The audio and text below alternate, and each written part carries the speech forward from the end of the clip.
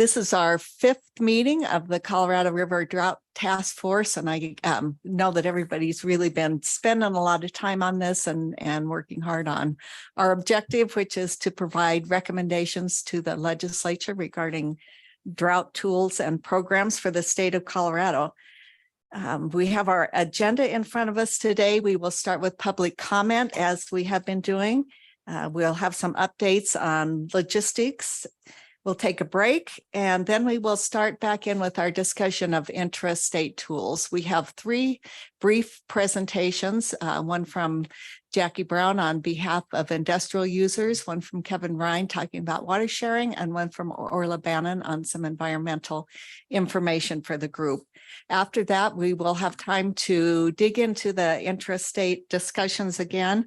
As a reminder, last meeting, we came up with 5 recommendations that are draft, and I know that you all will be working on putting some meat on those bones. But those 5, just as a reminder, are to continue community technical assistance grants, to allow water plan grant funds to be used for aging infrastructure projects that support drought resiliency, to provide increased funding levels throughout state programs for aging infrastructure projects, to provide tools to facilitate flexibility in the use of water rights, including storage, and to increase state funding for turf removal programs and tie state funding to disincentives for new non-functional turf and/or codes disallowing new non-functional turf. So that is where we are. We will spend the last 45 minutes of the meeting today getting a start on interstate discussions. Our UCRC Commissioner, Becky Mitchell, will be with us at the October 12th meeting, so we can really dig into things more there and get her feedback on those tools and programs, but we will get a start on that today. So that's where we are. We're sort of in the stage of doing everything everywhere all at once, I think, but hopefully not that crazy. And as one other reminder, we did agree last time that when you want to speak, just put your name tag up. We'll try to keep track of who is in order first to be able to call on you, and that should help promote the discussion. We'll keep an eye out for hands online as well. Okay.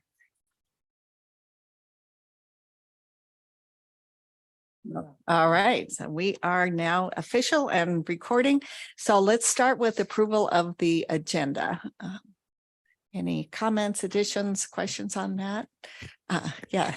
Thank you. Kelly. Yeah, it's okay. Thank you, Madam Chair. I do just want to raise the issue again for the record that I representing the state and DNR, I am concerned about diving into the interstate discussion in the absence of Commissioner Mitchell and our interstate section chief, Amy Ostek. So again, I would urge the task force to wait until the next meeting before initiating that discussion. Yeah.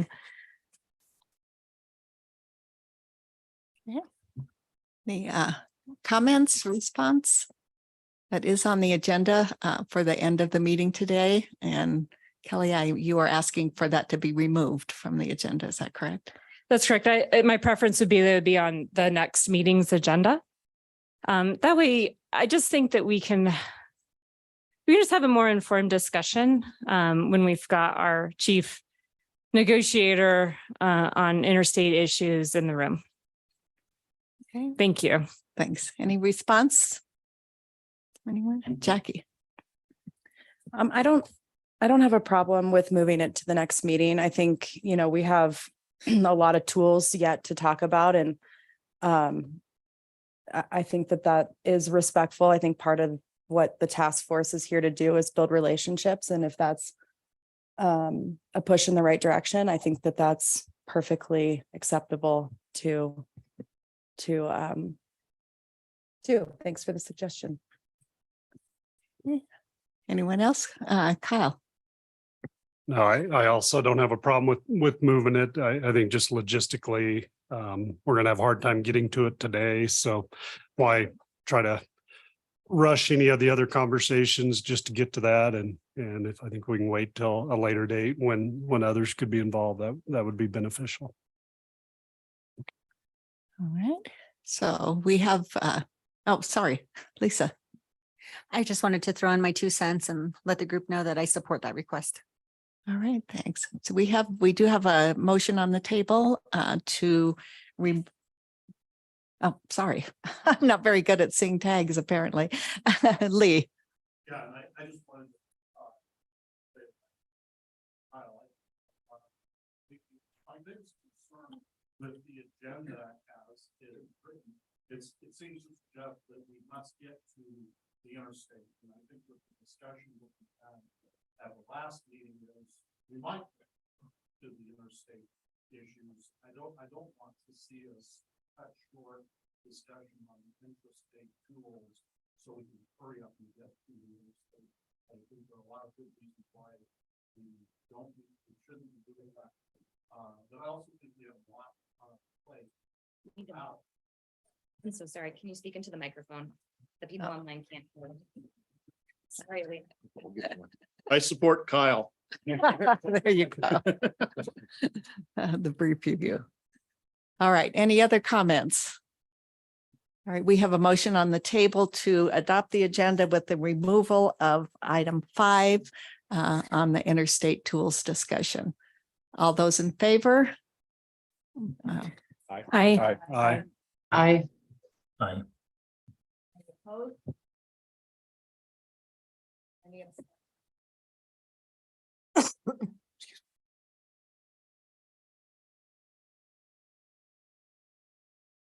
I'm gonna just get the mic. There you go, the mic up. The next thing on the agenda is the approval of the meeting notes from 8:31 and 9:14 meetings. And as you recall, we did have a request to simplify those. We do have the recordings if anyone wants to get into more depth. And I think that was also a suggestion to start adding the time on the recording when each part of the notes goes through. So if someone wanted to go back and listen specifically, they could do that. So any comments on the minutes from either August 31st or September 14th? Yes, Nancy. Yeah, I like the shortened ones, and I would move to approve both of them with one comment. I am an alternate, so a lot of people don't know me, but I've been at every meeting, and I noticed one set showed an alternate as being present, and the other ones did not. And I think it would be helpful to note when alternates are there, simply so that when we sit here, you go, oh, they were there when we had this part of the conversation. So Right. just a thought that you add the alternates that are present in the minutes. So just to clarify, like, even if you're not sitting in for the designated person to show that you are present at the meeting? Yeah, one of them Got it. had when we had Mike Hamblin was here and Carla you Courier. know what I'm saying, was here. You have both names. And I thought it was a good idea. I mean, it's just one more line of writing. Yes, we can definitely do that. Just wanted to clarify. So I move with that suggestion going forward. All right, motion to approve the minutes from 8:31 and 9:14 with the addition of adding alternates who are present. Do you have a second? Okay, a second by Lee Miller. All those in favor? Aye. Aye. Any opposed? And any abstentions? Okay. Thank you very much. And now we will move on to roll call and welcome Alex, welcome Jordan. We're glad you're here. And our prompt for the roll call today is to respond to something that you've heard in public comment. I think that we've gotten a lot of really good comments, a lot of good information from the public. So if something has sort of piqued your interest or stuck in your mind or resonated with you, just a short 1 or 2 sentences on what your response is to that public comment. So we will start at the top of our list today, which is Orla Bannon. Present. Thanks, Kathy. And I just wanted to say that I really appreciate all the public comment about the importance of river health and and helping our rivers to be resilient. I think we've heard that loud and clear in a lot of the public comments, as well as the encouragement to be proactive and address the impacts of drought and climate change. So thanks. Great, thanks. Jackie?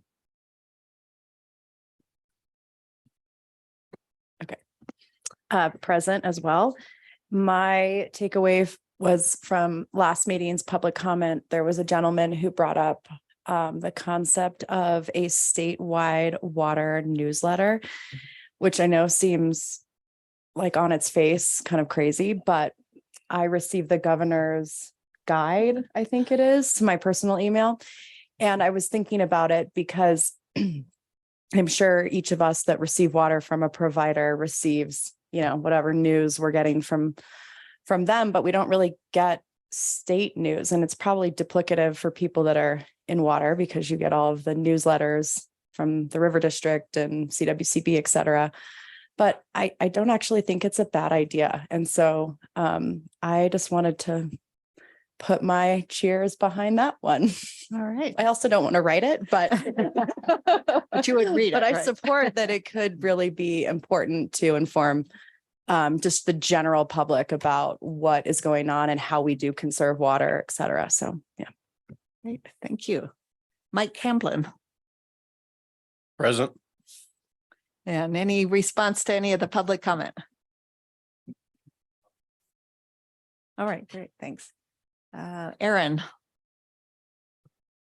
Present. I will second Orla's comment about it's been nice to hear folks point out the kind of interconnection between the water management issues we're facing and potential to benefit our rivers. Also, it's always nice to get the local perspective, recognizing that there are real distinctions about how we all use and connect with water. And I'm sure we'll hear more of that today with our local public comment. Thanks. thanks, Aaron. Alex. Let's see, you need to turn your mic on. Sorry. There you go. Here. And I also really like Jackie's keying in on this sort of public notice. I was struck by that gentleman who at the last meeting asked for information about reducing water use. Of course, Aurora spends enormous resources and time educating its own citizens. But is there a way to take, all the cities doing major conservation programs focus on their citizens? Is there a way to get that out to the broader public so that people who don't have cities who are as engaged as Denver or Aurora or Colorado Springs in conservation practices can share that information? And I did want to say also the public comment that Kelsey sent around, I think it was yesterday or last night, was very touching to me. It was very moving. And I so appreciate all the public who are paying attention and participating. Great, thanks, Alex. Kelly. Present. I think I said this at the last meeting. I really appreciate that we are putting public comment at the front of our meetings. I think that's really helpful in guiding our discussions for the day. I also, kind of appreciate in a general sense how the public comments have really focused on a more holistic approach to helping Colorado be more resilient to all of the things that could be impacting us with respect to water supplies. So I just am not getting the sense that the public that is watching wants us to pick winners and losers. I get the sense that they're wanting us, thought partners here, thought leaders here to figure out how we can balance agricultural demands, municipal demands, environmental needs, et cetera. So that's been my takeaway so far. Great, thank you. Jordan Beasley, sitting in for Commissioner Kate Greenberg. Present. And I don't have any specific comments. All right, thank you. Nancy Fishering here for Darris Jetton. Thank you. And I would just like to reiterate the way Uncompahgre Valley water users whose seat I represent, I'm the alternate, is we determined that this was pretty big lift when you're an ag producer owning water rights, representing all the ag producers owning water rights. And so we actually have a team at Uncompahgre. We go to every meeting, either in person or Zoom. And so we have our manager, our attorney, myself, I'm more row crops. Darris Jetton's more of a cattleman and more of a rancher. So we cover a broad area, but we have done a lot of outreach. We believe we need to do outreach. A lot of people wanted this seat. We knew that. So we feel like we have a big burden to make sure that we're reaching out. And my comments on the public input, I mean, we've had Yampa White has been at both meetings with public comments. So we've got the far reaches of the Western Slope weighing in on some of those issues. And I appreciate that. Last meeting, we had people from Grand Valley in person. And one thing that I know that we'll find, and I hope you recognize, it's so different at every single different ditch company or water users or conservation district.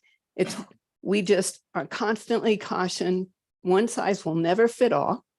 And the other piece is weighing in on the interstate, we've from day one said it's very important that we deal with you can't fill a bathtub with the drain wide open kind of concept. We want to make sure that we're not conserving water just to send it to California.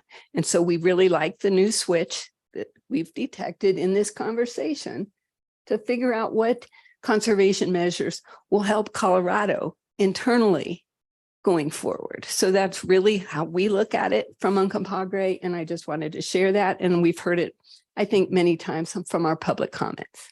Thank you. Thanks, Nancy. Randy Kim joining us online. Good afternoon, everyone. Sorry I'm not there in person. I am here virtually.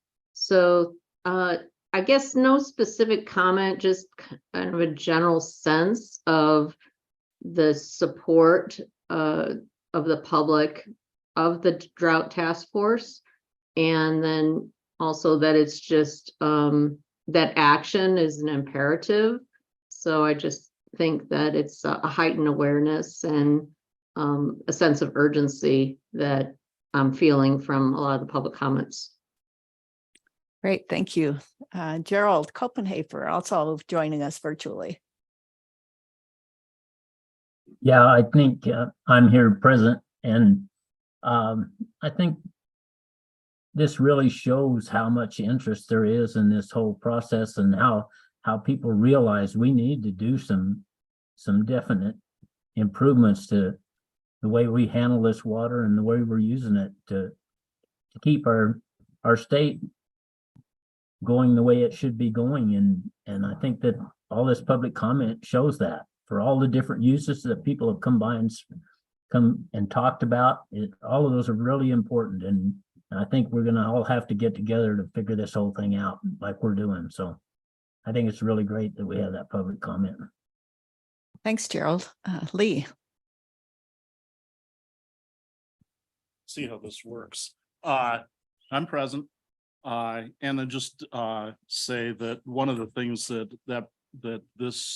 the public comment brought out for me really is, a lot of us have spent 30 some years trying to educate the public on water, and it's disheartening to realize how little has actually been successful, and that maybe a component of what we do here today in ours is to think about how we use this platform and the recommendations to the legislature to help increase the education. Thank you. All right, Peter Fleming here for Andy Mueller. Just waited till you got your mouth full. Perfect timing. Thank you. Peter Fleming, alternate for the Colorado River District. By the way,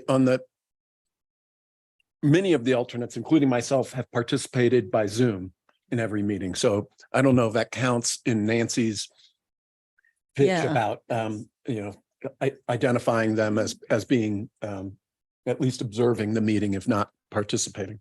Thanks. Good. Thank you. It might be helpful if you all let us know if there are any alternates watching that we can't see. Please tell us. Thank you, Peter. Just based on the public comment that I've heard to date so far is that I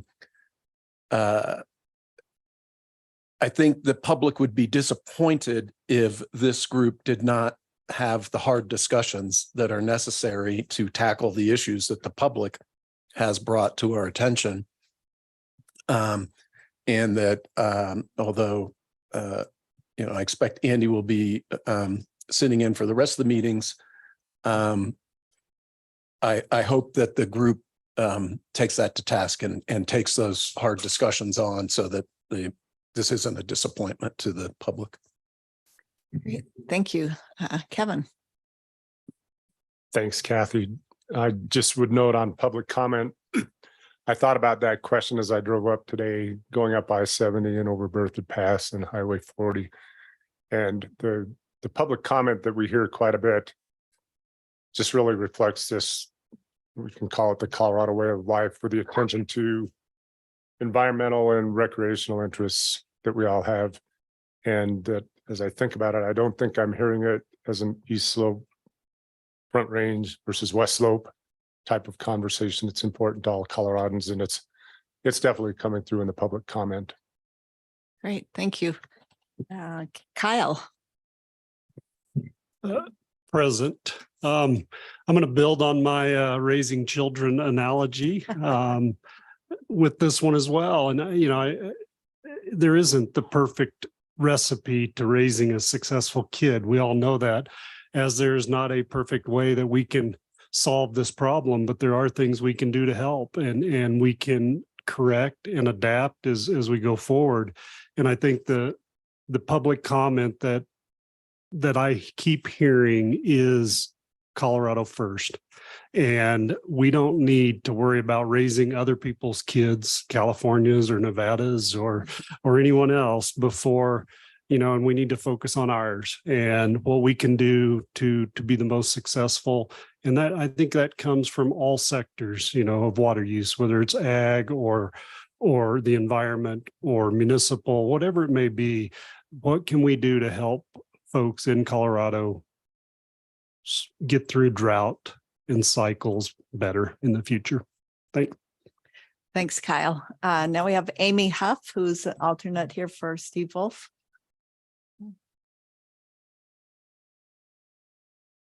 Oh, Amy, we can't hear you.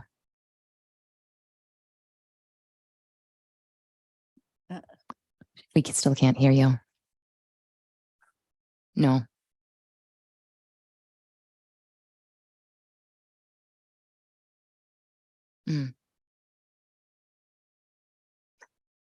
She's going to try again. All right. Well, while she's getting off and back on, Allison Baker is next, and I believe she is ill today. Do we see Allison anywhere?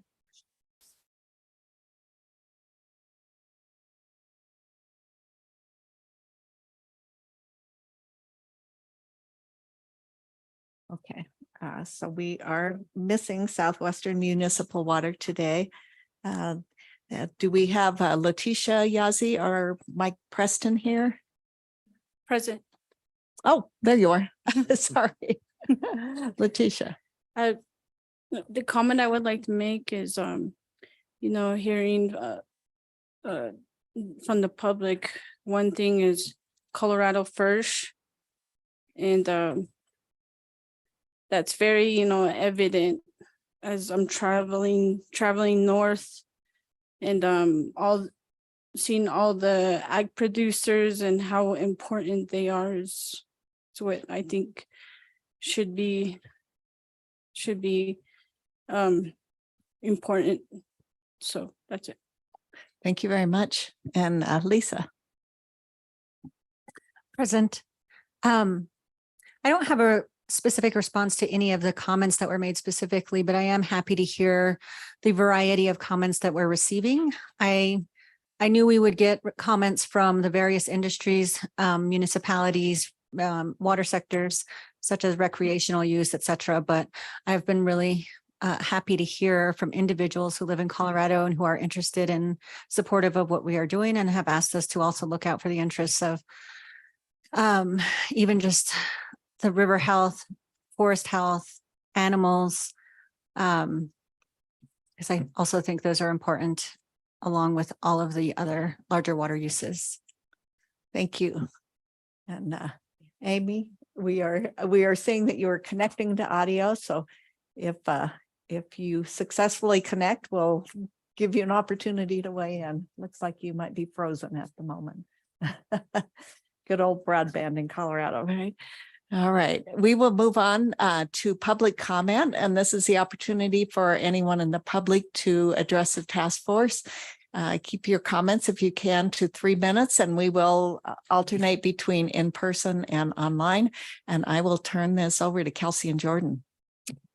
Thank you, Kathy. All right. If you are on the Zoom and you would like to make a public comment and have not yet put your name in the Q&A, please do so now. We will be alternating. Sorry about the frog in my throat. We will be alternating between people in the room. We'll do 3 people in the room, and then we'll do 3 people online and go back and forth until we get through everyone, or until 1 hour or 1 o'clock. All right. Excuse me. All right. So we'll go ahead and start with, yeah. Okay. Let's start with Amy. Are you able to connect to audio to introduce yourself now? Oh no, of course she froze again as soon as I call on her.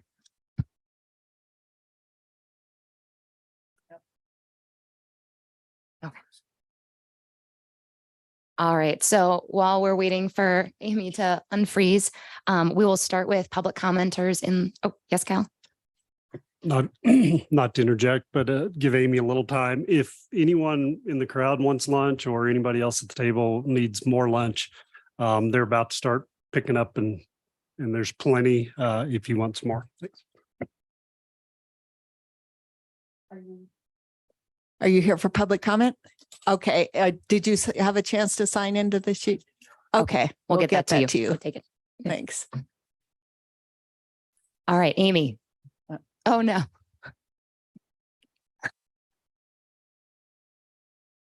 It's kind of a comedy of broadband errors. Right. I'm not going to look at her because it seems to freeze her. Right. Amy. All right. No. No, All she's right. gone again. We're going to move on to public comment then. All right. We're going to go ahead and start with online. So Ben Beal, I'm going to give you the ability to speak in just a moment. And then Peter Vandekar, and then Kathleen Curry. And then we'll go to 3 in the room and then come back to online. So give me one moment, Ben, and on your screen, a little button that says you're allowed to talk will pop up, and you just need to click got it.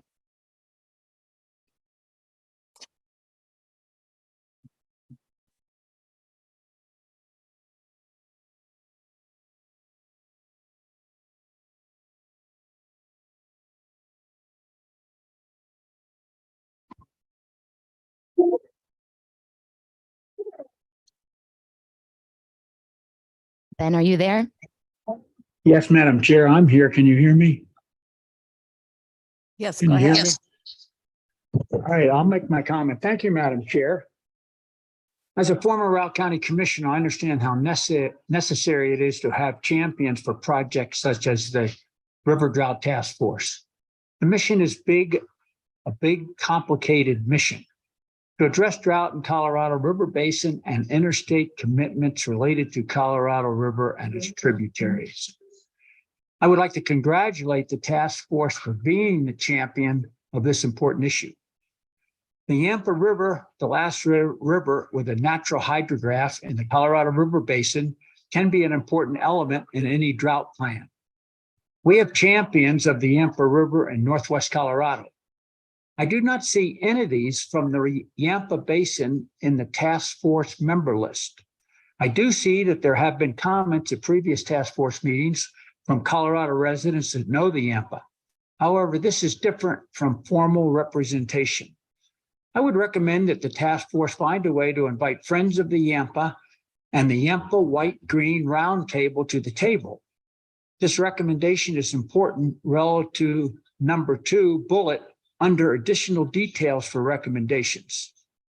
And this bullet 2 read, avoiding disproportionate economic, environmental impacts to any one region of the state. My questions to the task force are, 1, how does the task force address statewide drought impacts without representation from all Colorado River basins? And two, how does the task force expect to get political buy-in unless all Colorado River basins have a say in the recommendations? Thank you for my time and have a good meeting. Thank you very much, Ben. All right, next up we have Peter Vandekar, and I'm going to go ahead and give you permission to speak. And you just need to click the Got It button on your computer.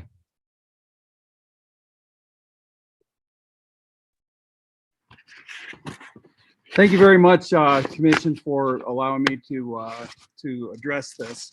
My name is Peter Vandekar. I'm a kayak rafting and tubing outfitter in Steamboat Springs. I've been here since 1986. I've been on the Yampa River on Yampa Street for 33 years.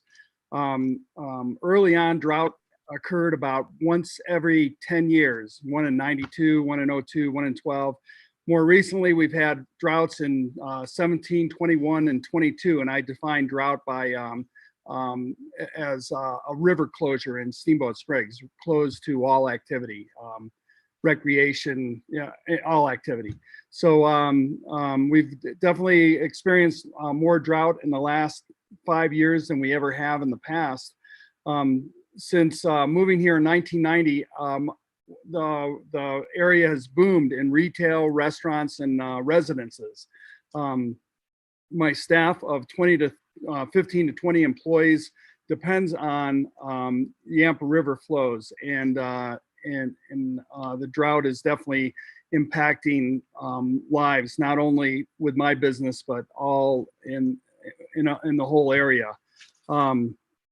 The restaurants and retail depend on recreation in this area.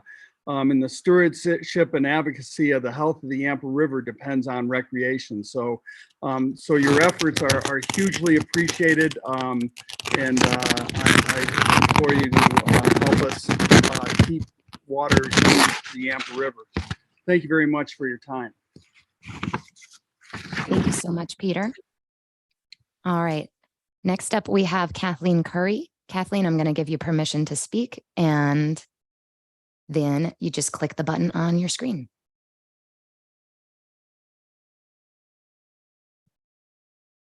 All right, Kathleen.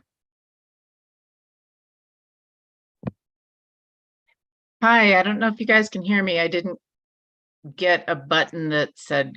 Oh, all right. We can hear you. So go ahead. Fantastic. My name is Kathleen Curry, and I'm an ag producer in the Upper Gunnison Basin. Appreciate the opportunity to offer some comments today. I'm representing the Gunnison Basin Roundtable this afternoon, and we have a letter in the works that we're going to send to the task force. We're just finishing it up, but I'm going to give you a brief summary of the main comments in the letter, just so you have those. We focused on two issues and they both came up at your last meeting, and it kind of fits with what you're doing today with your agenda. So hopefully this is helpful. We want to reiterate our support for funding aging ag infrastructure. And that topic did come up last time, as you might recall. Andy Mueller had made a suggestion about broadening the criteria for water plan grants. That's an appropriate conversation for this task force to have, because there's a legislative nexus. The criteria for water plan grants is specified in statute. So if you were to expand ag or the water plan grant program to include ag infrastructure, that's a action the legislature would have to take. But probably the better route is to adequately fund water supply reserve fund accounts, both at the statewide level and at the Basin Roundtable level, because that's the fund we've been using to provide dollars to folks that are seeking to improve their aging ag infrastructure. Secondarily, on the permitting issue that came up last time, we support the notion of trying to make the permitting process more efficient, and just want to note that the CDPHE is moving forward with an effort to stand up a program in Colorado for 404 permitting, and that's one of the major permits that we have to contend with for water projects. So it's not just in the hands of the federal government. This task force could weigh in if the JBC, the Joint Budget Committee, does take steps to support a CDPHE run state level 404 program. So two options there for you: direct legislative nexus, and thank you for the opportunity to offer that input. Great. Thank you so much, Kathleen. We're going to come to in the room now, and we're going to start with Ryan and then Merritt and then Daniela. So Ryan, if you want to come up and take a seat right next to where Alex Davis was, so that you can speak into the microphone for us.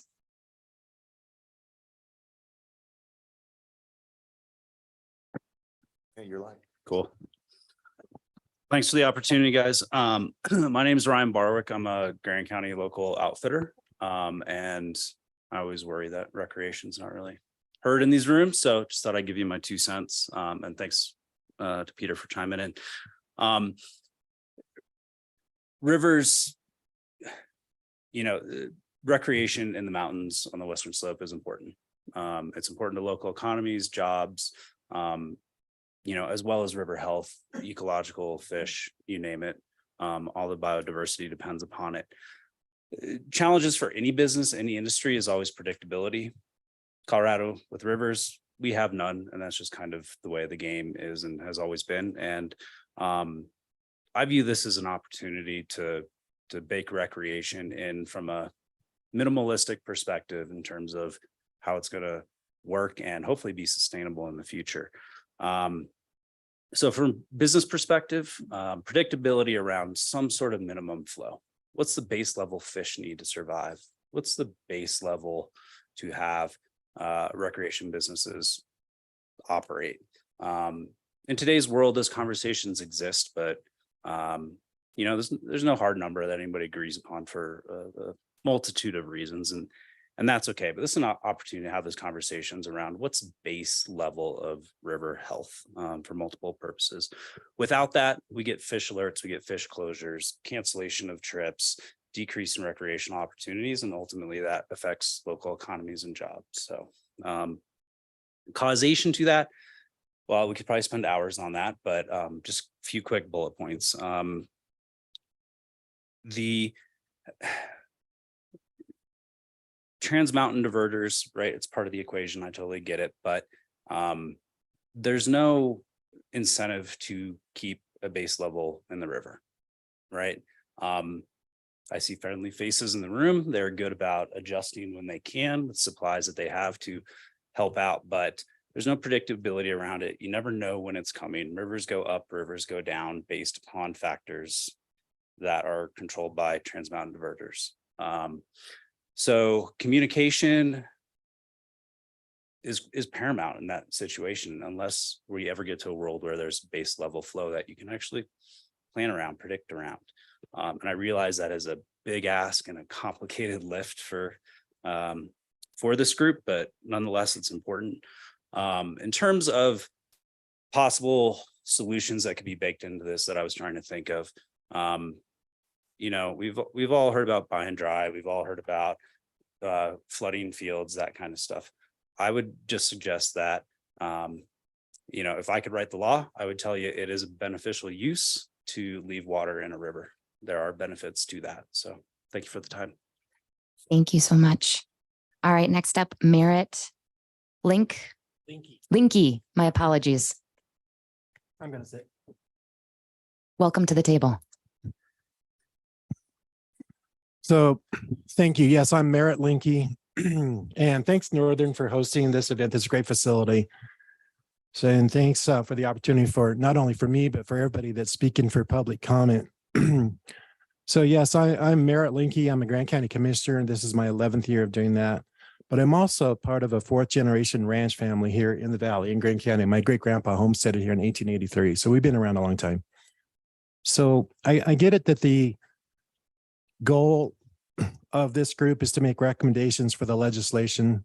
And I think that should be one part. Well, obviously that's one of the main goals, but I think there's a little more to it than that. And one of the things that I'd like to ask for this group is to make sure that you consider the big picture as you make these recommendations, because I don't know that always gets done. And one of the things that Well, back in the day, I used to be a teacher, and I taught everything from 7th grade life science to high school chemistry. And one of the things that I always tried to stress to my students was the theory, not the theory, but the axiom, I guess, that everything is connected to everything. You do one thing here, it affects something somewhere else. So I think we should keep that in mind as we make these recommendations. And the big thing here, I think that, and I've heard it from the public comment, and I think there's pretty good representation in this room, but we need to make sure that we understand all the impacts, positive and negative, to agriculture as we make these recommendations. We need to understand the return flows and the replenishing of the aquifer and the true consumptive use that agriculture does. And when we talk about ag efficiencies, well, did we just change where the water goes or how fast it evaporates? Just big picture things. The other thing that we've got to really understand, I think is so important, is watershed health. You can look out right out that window and see what's left of the East Troublesome Fire and how some of that still hasn't regrown. And a lot of that, in my opinion, is because of lack of forest management. And I think that all is affected to watersheds and river health and storage and all those things. And Northern, I'm sure, I know they have felt the effects of all the crap coming down in the water as a result of bad forest management, in my opinion. So we have to consider that wildfire mitigation possibility as part of all of these drought-related things. So furthermore, and I guess my biggest challenge today, I'm going to apologize. My biggest challenge today was to put all these things in my head in 3 minutes. So I'm sorry for that. The East Troublesome Fire, as you can see right out the window, is where it came through. And as we think about these things related to drought management or drought resiliency, think about the impacts of a forest fire, the millions of tons of CO2 we put into the atmosphere, and the millions of BTUs of heat. If it's hot enough to melt guns and gun safes and melt silver, we got to talk about that heat when we talk about drought. And we got to talk about soil health and how we absorb that heat and we absorb that CO2 and we absorb that energy into the forest health. I'm going to leave. I'm going to stop there. I'm getting the signal. I have 2 questions for this group that I'd like for you to consider as you go forth. What does conservation or conserve really mean? Deep down, big picture. And number 2, what are the real big picture priorities for where water should be used? And I'm happy to take questions, or I can come back for more comments if you like. Thank you. Thank you very much. Next up in the room, we have Daniela Gosilova. Come on up to the mic. And after Daniela, we'll be going back to people online. And so we'll have Pete Kolbenschlag, Joanne Hackos, and Shelby Sedgwick up next. All right, Daniela, and I'll also give you a signal when you have 10 seconds left. Good afternoon. My name is Daniela Gosilova. I live here in Granby. I just take seasonal jobs. I can speak as fast as Commissioner Linke. So if there is any equity and I can use as many words as Commissioner Linke, I will speak for 5.5 minutes. And I'm new to this group, but as I have a look on it, I think this group supposed to work on some tasks and looking for the tools. That's what the last meeting was about. And tools about either how to conserve water or how to use water. It's all about the water. From me as a public, I think if I would have to start is I would like to have some kind of inventory about what you're talking about, which is inventory of water. So I can tell how much water is around my town, in my town, or in the state. And I can tell the legislator if, okay, we need to save the water or we can use more. But there is no inventory system for the water.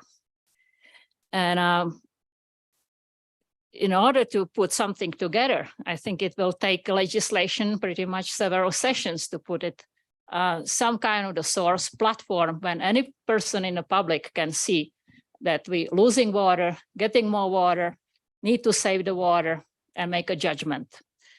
And I think the place for this committee, it's not here in the meeting room. I think it's right outside for the first task. And there is a challenge right behind this building, if you ever go outside. there is a road that goes to Granby, Northern Water Road. It cuts through the area that's right now open space. There is a ditch. That ditch used to irrigate large fields of the ranchers. Right now it's an open space. The rancher that still lives on the end of that ditch didn't get any water this year because that water leaked into the open space that belongs to the town of Granby. Town of Granby has a big reservoir in there, but public does not have the access there. Me as a public that lives in town of Granby, I would like to know how much water is in that public space that's right few miles down the road in here. And how's that water used? And that's all I have to say. There is, when I got to look outside, this is how our irrigating plant looks like. And this is what's growing in there. I don't know how you call this crop, but in my country, it grows naturally. Here, it doesn't supposed to grow. I'm sorry, your time is up, ma'am. And here's the newspaper that says something about the open space. So if you have a time, at the right, I don't think this problem got solved in the meeting room in here. Thank you. That's Canadian Thistle. Thank you very much, Daniela. All right, we're going to go back to online. So Pete Kolbenschlag is up, followed by Joanne Hackos, followed by Selby Sedgwick. Pete, I'm going to be giving you permission to speak.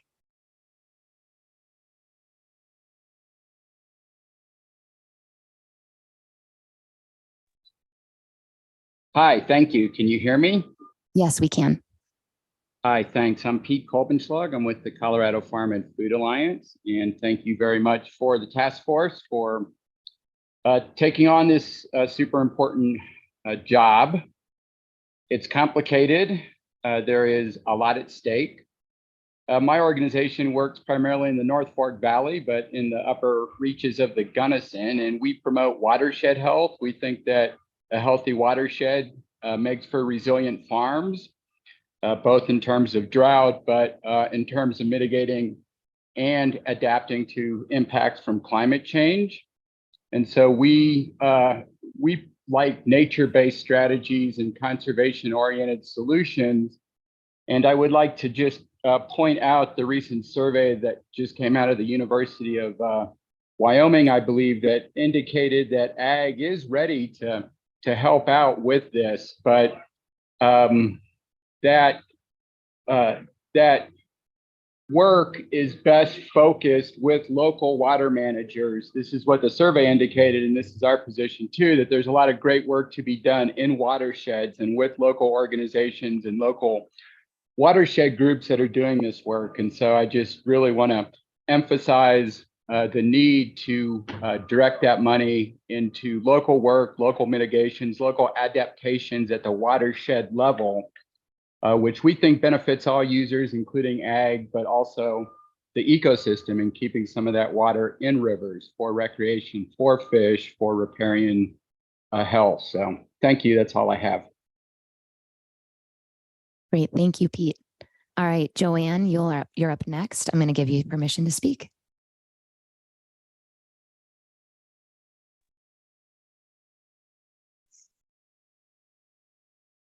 Okay. Excuse me. Can you hear me now? Yes, we can. Go ahead. Thank you very much. My name is Joanne Hackes. I'm a board member of Evergreen Audubon Society and a member of the Audubon Colorado Council, which represents all the Audubon chapters in the state of Colorado. And we are very interested in what this task force is doing and how you might really contribute to the water issues we're facing in the state. One of the things that we are really concerned about, that I am personally concerned about, is the amount of water being used for oil and gas companies for fracking. New York Times just published this week a devastating article about oil companies that are moving to what's called monster fracking, requiring even more than the millions of gallons of fresh water they already use. In 2023, the Colorado legislature failed to put in a stop to the destruction of our fresh water through fracking, even though there was a good attempt to try. Remember that the water used for fracking is never returned to the river system. It's no longer available to anyone. Farmers, of course, return their water back to the system, even though when it's used for crops. We're concerned that something needs to be done to stop the fracking, use of fracking, fresh water for fracking in the state. We're also very concerned with what we've learned recently about the company that appears to own the water at Bar Lake State Park. They have started to engage in a practice of raising the water levels to provide more water, apparently both for fracking and for communities that are adding more and more and more homes with bluegrass lawns. In the process of doing this, they're cutting down 100-plus-year-old cottonwood trees in the park and ruining it for wildlife and the birding inhabitant. Point out that the Bird Conservancy of the Rockies has for 35 years maintained a banding station that could be destroyed because of the work of the company that owns the water. If they're selling that for more fracking, we think it is completely against the policies that Colorado should adopt. We need common sense requirements for homeowners that replace bluegrass lawns with low water plants like clover or put in xeriscape systems. Joanne, please wrap up your comments. Thank you. Thank you very much. I appreciate the time to speak to this group. Thank you, Joanne. Sorry we had to cut you off. And just to let everyone know, if you are not able to finish your public comment in time or would not like to stand up in front of the room or online to make a public comment, you can go to the website for the task force, crdroughttaskforce.com. And if you scroll to the bottom of the first page, there's a comment box where you can leave comments. Jordan and I compile comments and then we send them out and share them with each member of the task force.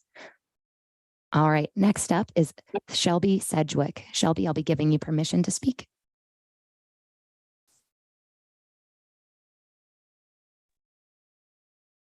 Hi, can you hear me? Yes, we can. Go ahead. Hi there, my name is Shelby Sedgwick, and I am a citizen of Lakewood, Colorado, and an avid skier. I want to thank members of the task force for giving me the opportunity to speak today.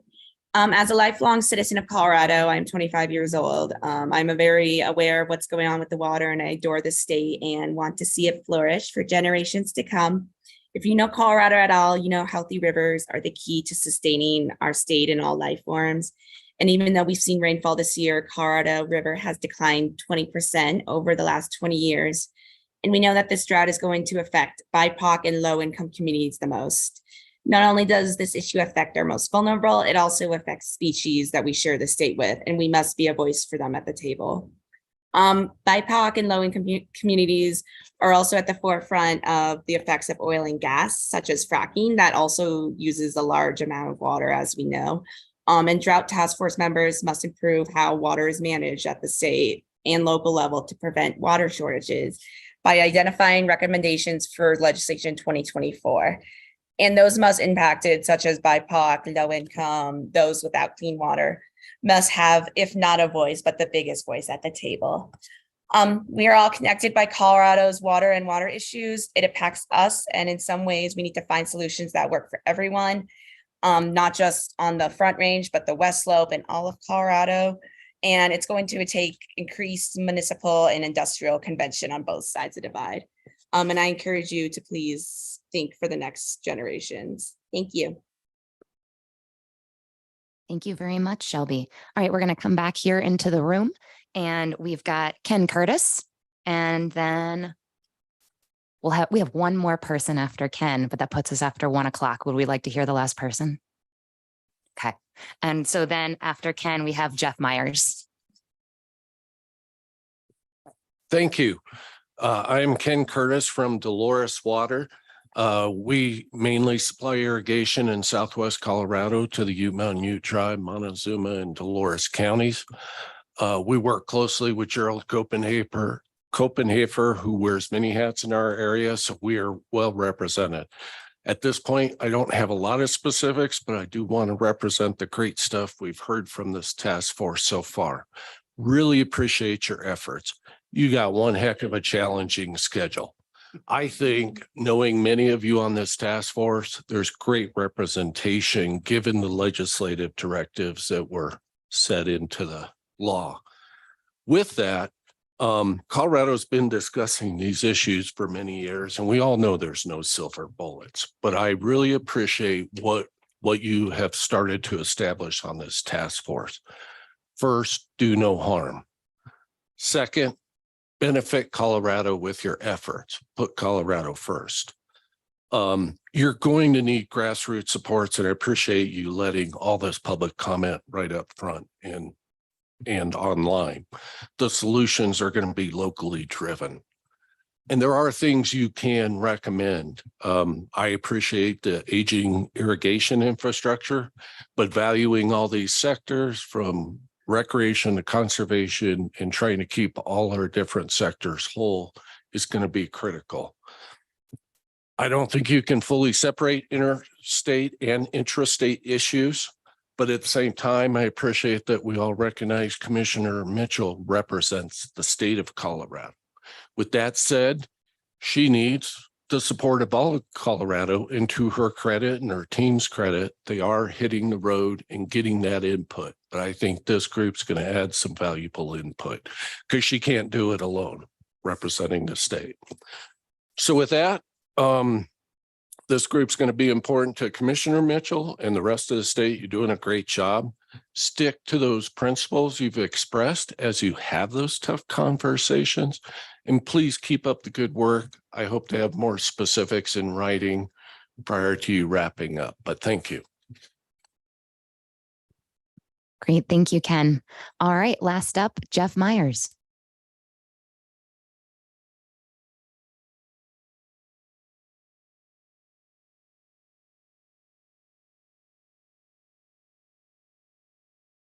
Go ahead and hit the microphone button. There you go. And now the microphone's on. I'm Jeff Myers from the Yampa White Green Basin Roundtable. At our last roundtable meeting, Mike and Jackie mentioned that one of the tools you're considering is demand management. So we talked about that and thought it might make sense to reiterate some of the work that we had done on that topic. A couple of years ago, we published a paper with 7 demand management principles. This is it right here. I'll pass it to you. I think you got it in your original packet from the DNR, buried in those hundreds of pages. So in case you're having trouble sleeping tonight, you've got it there in black and white. It's hard to cover those things in 3 minutes. So I'm going to try to focus in on 3 specific topics. The first is the idea of equity and fairness in responsibility and opportunity. You know that demand management is not a simple idea. It's a complex problem with a lot of aspects. In order to implement it fairly in a state like Colorado, it will take a lot of well thought out, rigorous implementation to make sure that no single water user group like ag or M&I and no river basin bears a disproportionate part of the responsibility for demand management. That is a reality. We have a recent example, SCPP, if it proved anything, simply proved that simple just won't work. The second idea we wanted to focus in on today is the impact on rural communities. You know, dislocating a resource like water has had a pretty negative history in our state. Things like buy and dry have resulted in devastating consequences in some cases. So we would just like to ask you to be mindful as you think about shifting water resources around our state. Just be mindful of the potential impact on rural communities. Since we're talking about unpleasant things that you don't necessarily want to hear, The last idea I want to touch on is Trans Mountain diversions. In the context of demand management, we think it's important that all Colorado River users, regardless of their location, bear a part in their fair share. In particular, we think it imperative that no Front Range water user entity can acquire West Slope water rights to meet a future demand management objective. Lastly, I've just got a few seconds. I want to say I was gratified to hear about Colorado First. You know that the people ultimately who have to solve this problem are not in this room.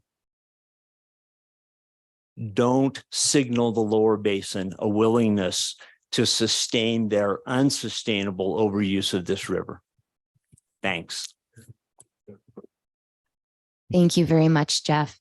And once again, to everyone watching and everyone in the room, thank you so much for your public comments and for taking the time and making the time to both be here online and be here in person.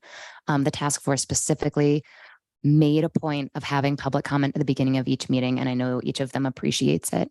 If you have more to say, more to share with the task force, you can either come to the next meeting, either through Zoom or in person. The next meeting will be down in Ignacio. If you, in the meantime, would like to make a public comment to the task force, Jordan and I are compiling anything that is submitted and again, sharing it with the members of the task force. And if you'd like to submit a written public comment, go to the website. I shared it with everyone on the Zoom. Hopefully you can see that, but the website again is crdroughttaskforce.com. Scroll to the bottom of the homepage and there is a public comment box. Thank you so much. Great. Thank you. Thanks, Kelsey. And gosh, thanks to the task force for coming up with this idea of doing these public comments at every meeting. I think it is really valuable and really helps get the word out in the public. So that's great. We've got a section on updates and then we will take about a 10-minute break. And so Kelsey, I'm going to turn it back to you to talk about meeting location and logistics and budget and all the good stuff. All the fun things. All right. So first up, meeting location updates. We don't really have any updates other than what we decided at the last meeting. So the next meeting is still in Ignacio, and then our meeting on October 26th is going to be in Toyac. So I've invited Lisa and Letitia to both give us some updates about tours and then just hotel recommendations or anything else they want to share about our upcoming meetings. Good afternoon, everyone. So as you know, the next meeting will be in Ignacio. We will be hosting that at our Growth Fund building, which we sent the address out for. There is one hotel in Ignacio. It's the Sky Ute Casino Hotel, which is actually really nice. So if you come in the night before, please stay at Sky Ute. And then we are planning to offer a tour the morning of the meeting. So I believe that's October 12th. Right now, we are planning to provide a tour of the Pine River Indian Irrigation Project, which is Southern Ute Indian Tribes' main water project that delivers its irrigation water and the domestic supply as well as the municipal supply. So it provides water to the surrounding area and to the town of Ignacio. So that will be in the morning before the Drought Task Force meeting.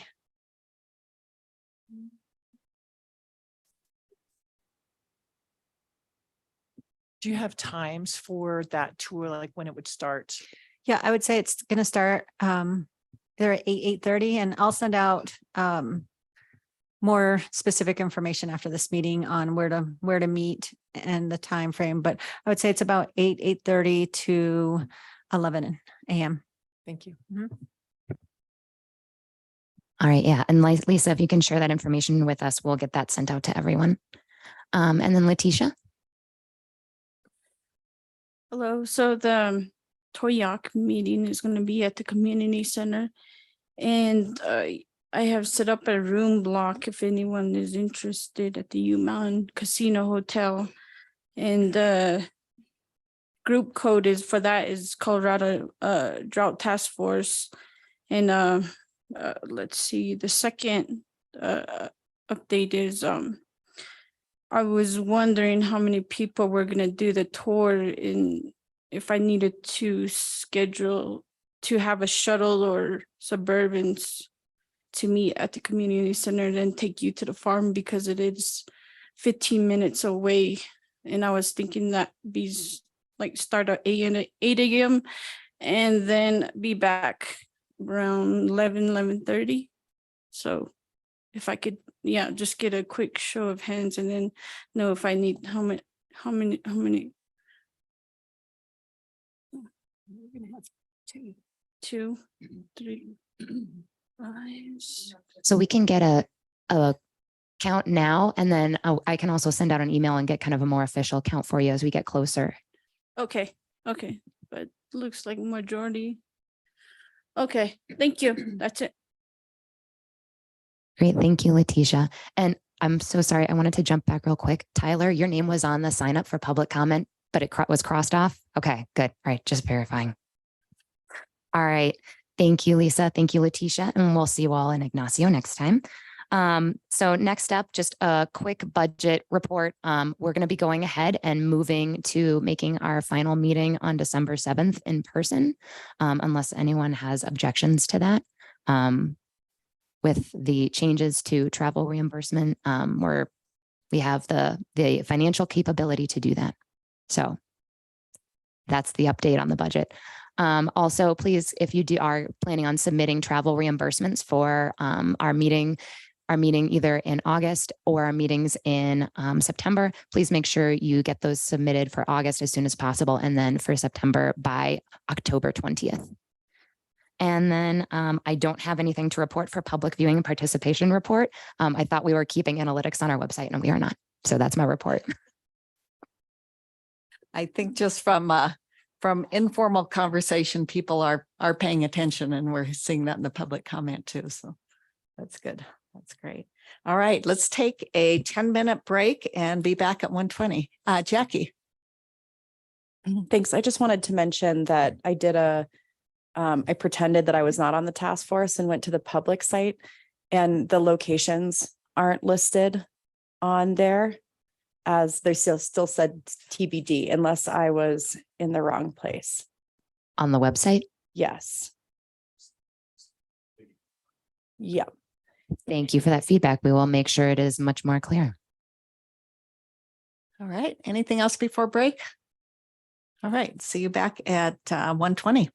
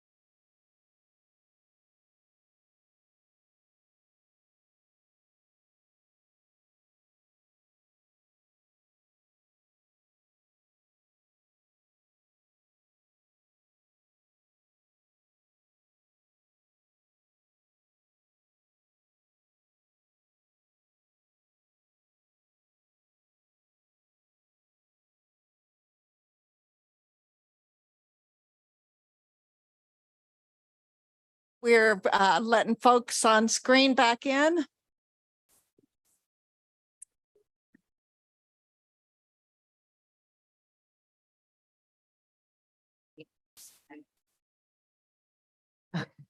I'm gonna keep an eye on the chat and told Amy to like just chat if she wanted to say something and I would Okay. like speak for her. Great.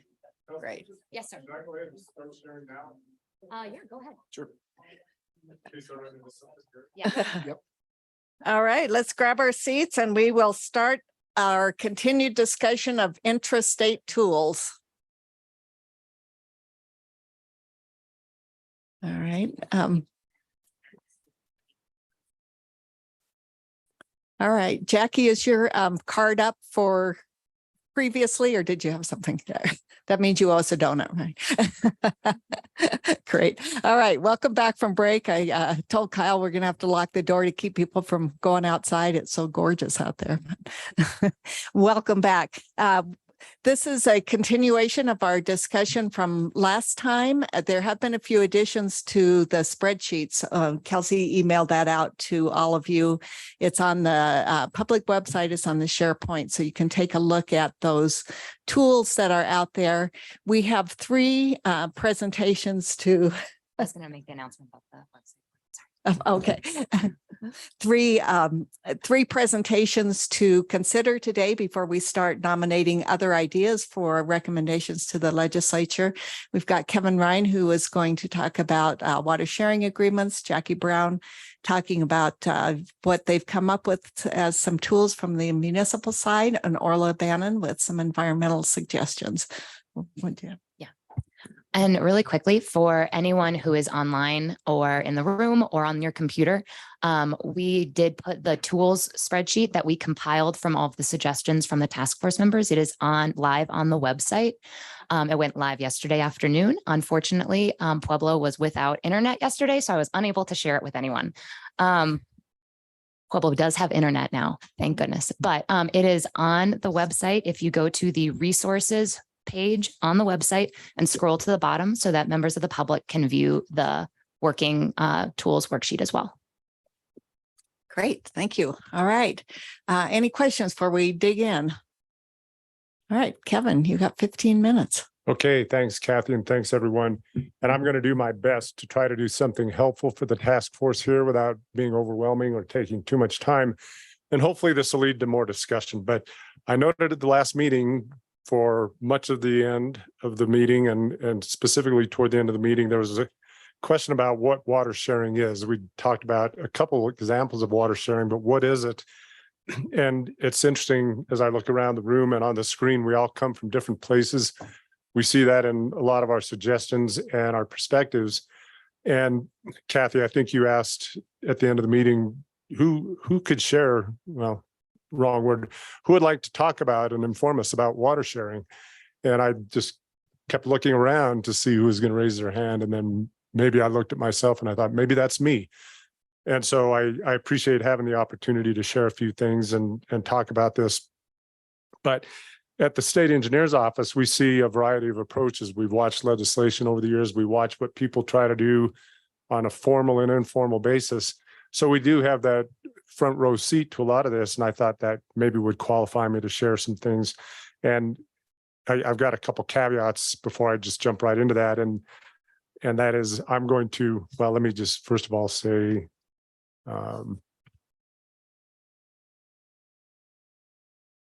first of all, try to advance my slide.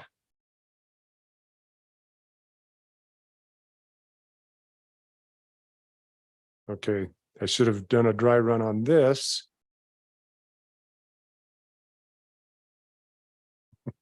There we go. So this is my disclaimer. This is just my thinking out loud for the benefit of the task force to spur some discussion. It's not any official position of the state or anything you have to adopt, but just to get us to thinking more about it. And then what I'm really talking about, I want us to think about what is water sharing. It's from a broad perspective. This is not a formal definition. Just again, me thinking out loud on this slide. It's a way to maximize the beneficial use of a water right under its priority without injury. We always have to add that, without injury, And I just had some ideas using a decreed water right by the owner or another person for use other than its decreed use. Another way to look at it might be previously uncontemplated use of water within its water right. Peter, I just want to tell you that Andy brought up Elkhead Creek Reservoir and what we all collectively did with that. It was a new concept. We had to work our way through it, ended up working with its decree, but it hadn't been contemplated quite that way before. So maybe that's another way of water sharing.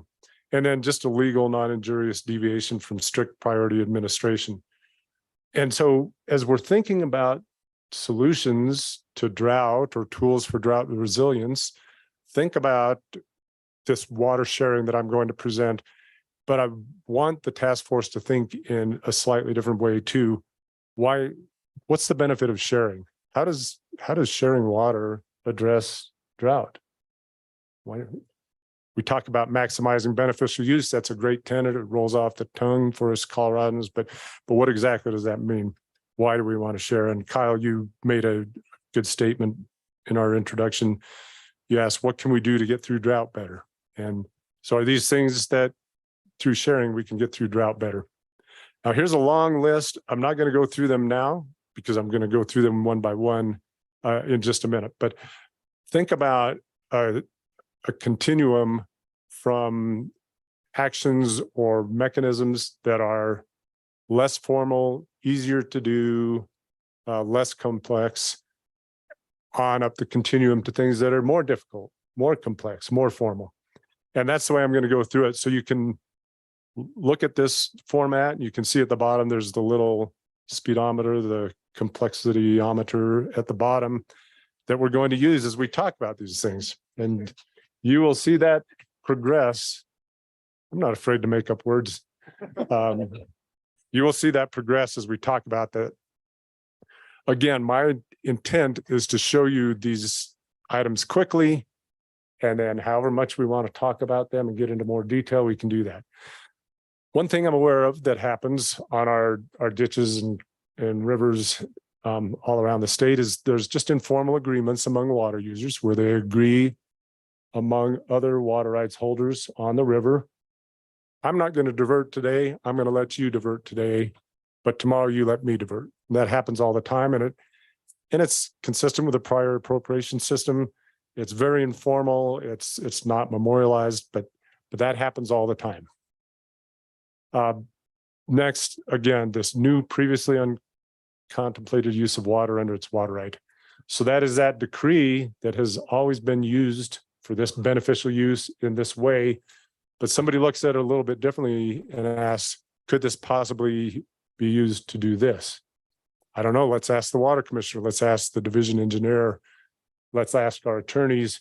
At some level, the answer may be yes, or the answer may be no, but it's looking at the water right a different way than it has been in the past. Next is reservoir trades. This is an interesting component of water administration that's very prevalent in Division 2 on the Arkansas River. And Lee Miller is very familiar with this and the discussions we had on this just 3 or 4 years ago. And that is just simply swapping either fully consumable or transbasin water that resides in one reservoir with that same fully consumable or transbasin water that resides in another reservoir. And I said resides intentionally, not is stored, because it's not there under a true storage right. It's where the water is placed. And we found a way that under certain circumstances, that water and its character can be swapped between reservoirs. Non-injurious, very helpful to water users. Formal agreements among water users. This might be like my first one, the informal agreements where people agree for the benefit of the stream, generally or often, to not divert at certain times cooperatively, in sync with each other for the benefit of the stream and not to their detriment.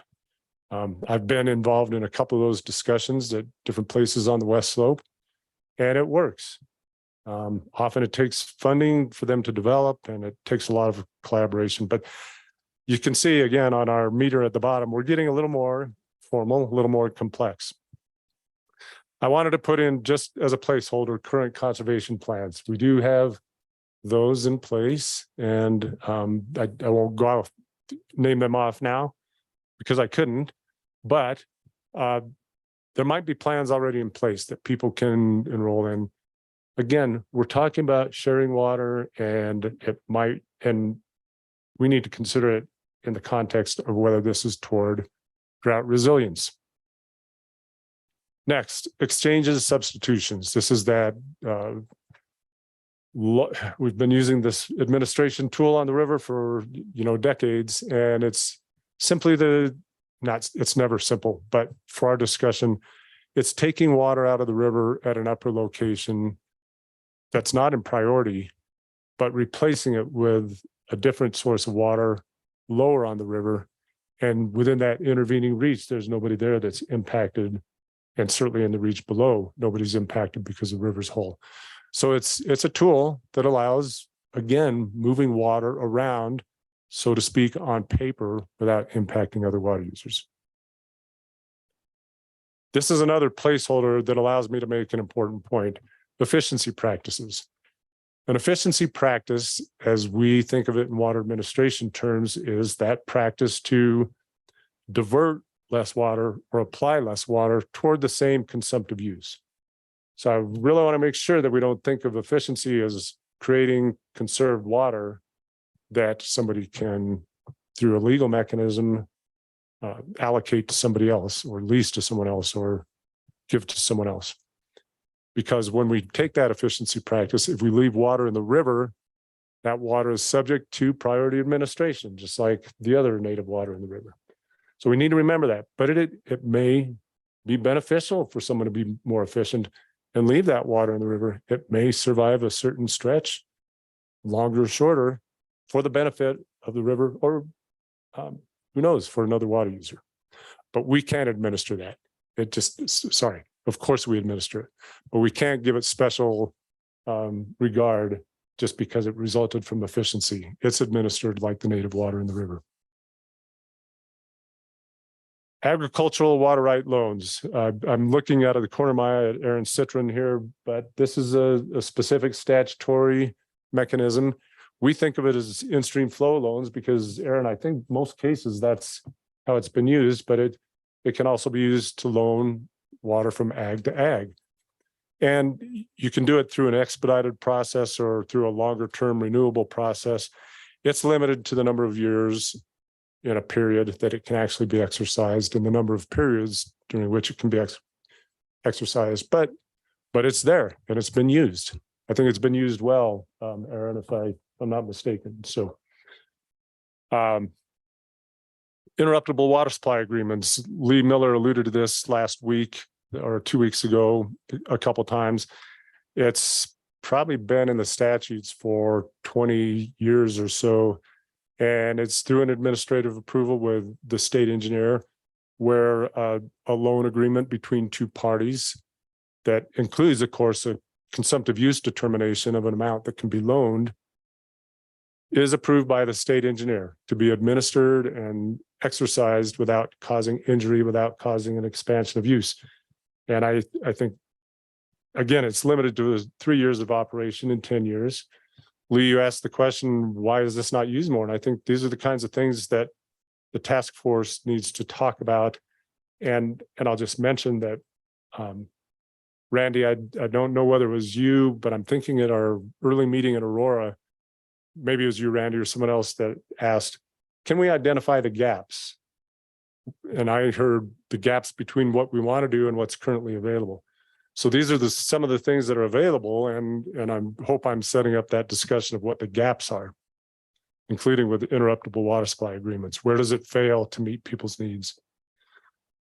This is a big one: substitute water supply plans for changes of water rights or plans for augmentation. This was House Bill 1414 in 2002 that gave the state engineer, gave us authority to approve substitute water supply plans. There's another invented word, regave, to approve substitute water supply plans. Different ways of doing it. By and large, people do it through a water court application, but there are temporary plans that can be done for 5-year periods. There's emergencies. Kyle, I think you alluded to the emergency substitute water supply plan at our last meeting. But really, this is generally used with a court application, but can be used without it if your depletions only go out 5 years. Note again at our meter at the bottom, we're getting more complex, more formal, more effort required to make that happen. And then following leasing pilot projects, something else that Lee and the Arkansas people are familiar with, due to the activity on the Catlin Canal and new legislation, House Bill 1248, I think in 2012, where you can quantify your consumptive use and get approval from the Colorado Water Conservation Board for loans originally to municipal purposes, but then that was expanded to environmental, recreational, industrial, commercial uses. I think that's available again in a limited number of years in 10. The rotation of the fields and the number of years gets a little difficult to describe. But again, it has those limits. It's being used to a great degree on the lower arc by the Catlin folks, and they're getting a lot of benefit out of it. Approved again by the CWCB board administratively, but with consultation with the state engineer and division engineer to ensure it doesn't cause injury. In-stream flow augmentation plans. This is a pretty recent one in just the last few years, but it allows water that was previously decreed for augmentation to be used for in-stream benefits. And the premise, to borrow the term augmentation, is to augment flows in the stream. Doesn't have to be an in-stream flow water right, but augment the flows in the stream, maybe based on a programmatic biological opinion that the stream would benefit. And so it allows a more flexible, expansive use of water already decreed for augmentation for in-stream flow purposes. Again, higher up, this is through water court, so we're higher up on the scale. Agricultural water protection water right. This is just from a few years ago too. And in my opinion, this is like a typical water court application for a change of use, except it gives the water user a way to get around speculation. And I just said that in a negative way, get around. It allows them to do something proactive without getting caught in a speculation catch-22, where today a water user would go to water court to change the use, and they're asked to provide contracts, et cetera. They don't have them because it's going to be 3 years before their case is done. So then they go get their contracts and they have to tell someone, I can't loan you the water now because it's going to be 3 years before my case is done. So it's a catch-22. What this ag water protection water right legislate or statutory mechanism does is it allows people to get that change of use for something called an agricultural water protection water right.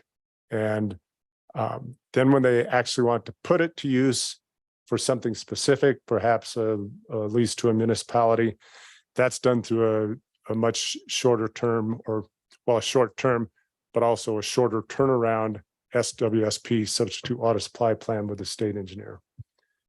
I don't believe it's been used yet, or I know it hasn't been used, but it does, again, it helps deal with that speculation issue, in my opinion. And then the last two are the tried and true court-approved change of water right, getting much more complex effort, formality. You're just going to water court to change your water right to a new beneficial use. You're doing a full-blown consumptive use analysis. You've got to deal with return flows. And by the way, many of these that I've talked about, they are also consumptive use analyses and return flow obligations, because they all have the no injury component that's critical. But certainly they're modeled after our typical court-approved change of water right, where you can change to the new beneficial use for a quantified consumptive use and maintaining return flows. And then lastly, the water court approved plan for augmentation. Again, upper end of the spectrum when it comes to complexity, formality, and effort. And it's about that plan to allow out of priority diversions and is just beneficial to someone for myriad reasons, but then they need to replace their out of priority impact to the river with another source of water so that everybody stays whole. Boy, I feel like I took a long time to do that. And I feel like I talked fast and glossed over a lot of things, but I really, again, I want to zoom out and have everybody think in terms of these are the administrative mechanisms that we see for water sharing. It's probably not a complete list because I bet a few of you could say, I think you forgot one, and we probably did. But my objective is to spur that conversation today. Is this something, are these drought resilience tools? Are they, like Kyle said, what we can do to get through drought better? Do they help with that? And where the shortcomings are. So I know I keep running that into the ground, but I'll stop right there, Kathy. I think that's my last slide. Great. Thank you very much. I really like your language about seeing what we have and what we need and where the gaps are. And maybe that's where the work of this group is. So I think that's really helpful. And everyone should have those slides on your own too, to study at night before we go to bed, right? Yeah. So, thank you. Probably last night. Yeah, last night, right. So we're going to move on to Jackie and then Orla, and then we'll just sort of open it up to questions for all of you and moving forward with the tools. So Jackie, you're up. Sure. Well, thanks, Kevin.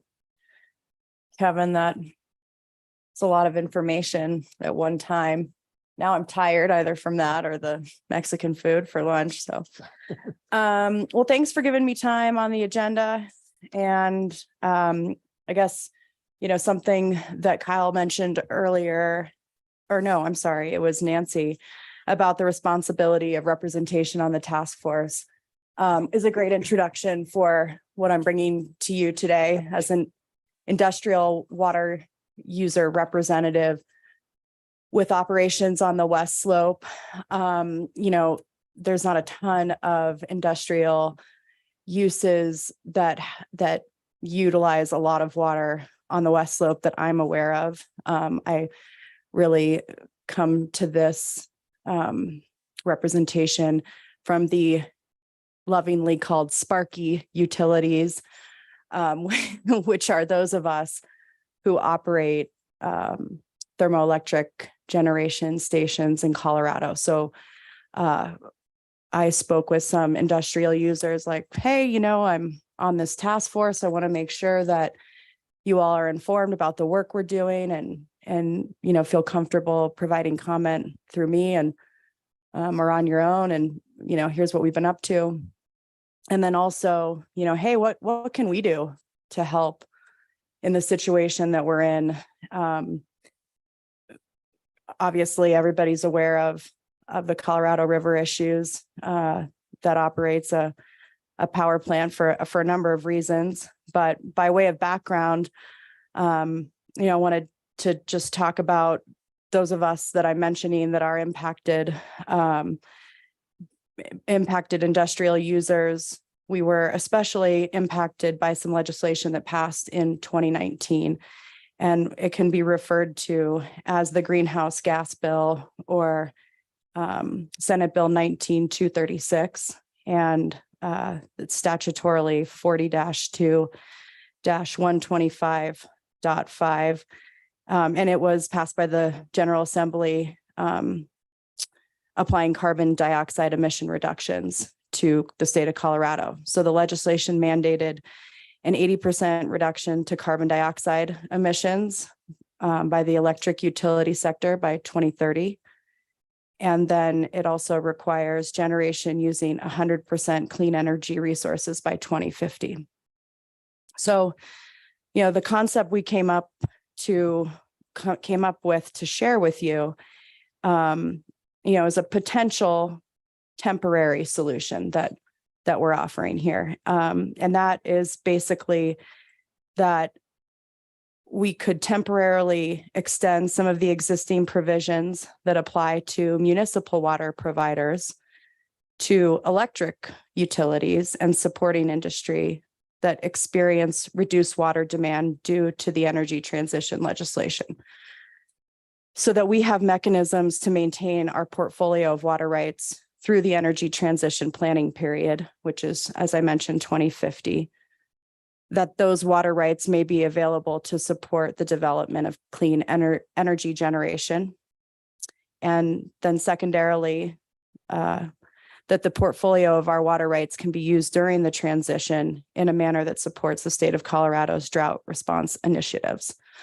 So, basically what we're saying here is those of you in with municipal water suppliers recognize that you have a 50-year planning horizon.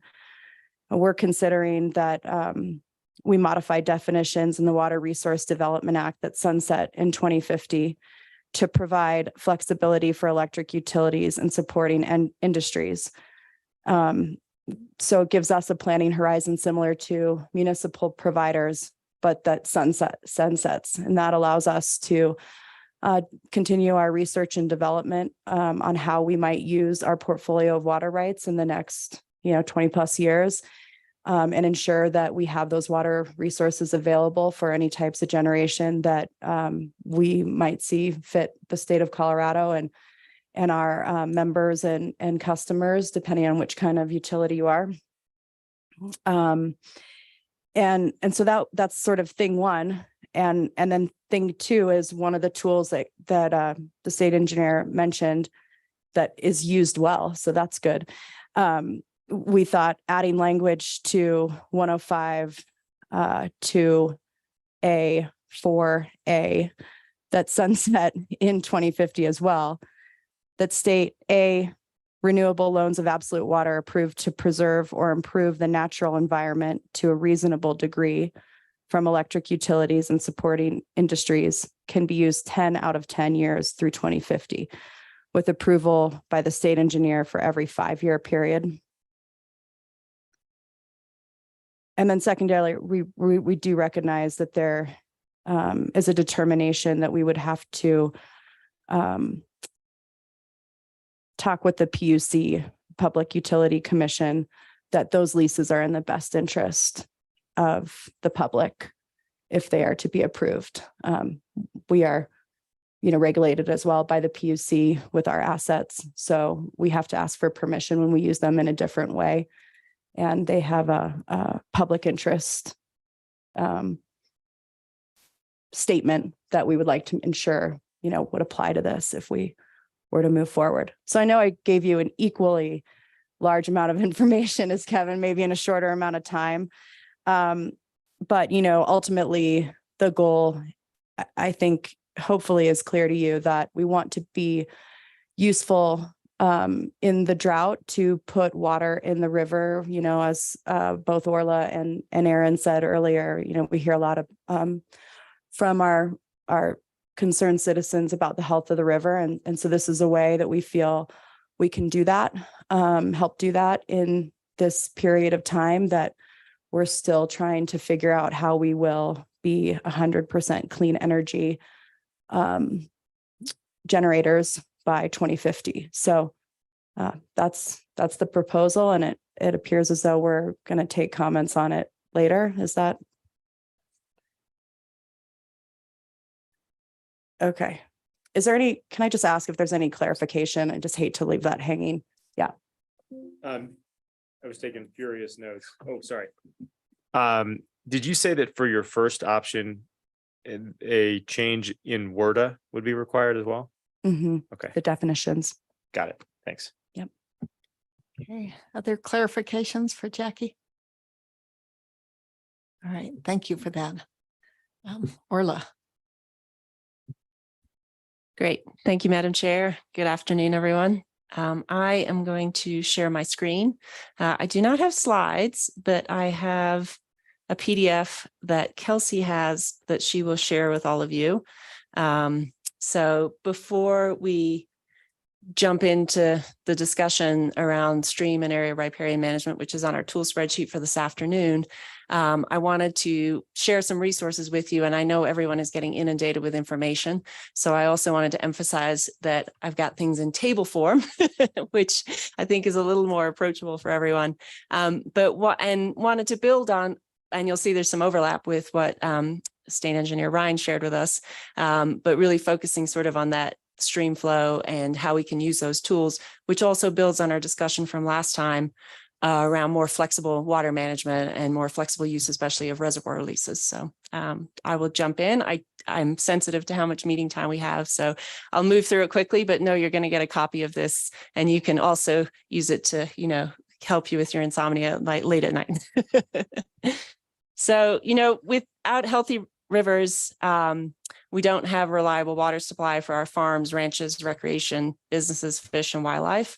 Healthy streams naturally store water and slowly release it downstream when it's most needed.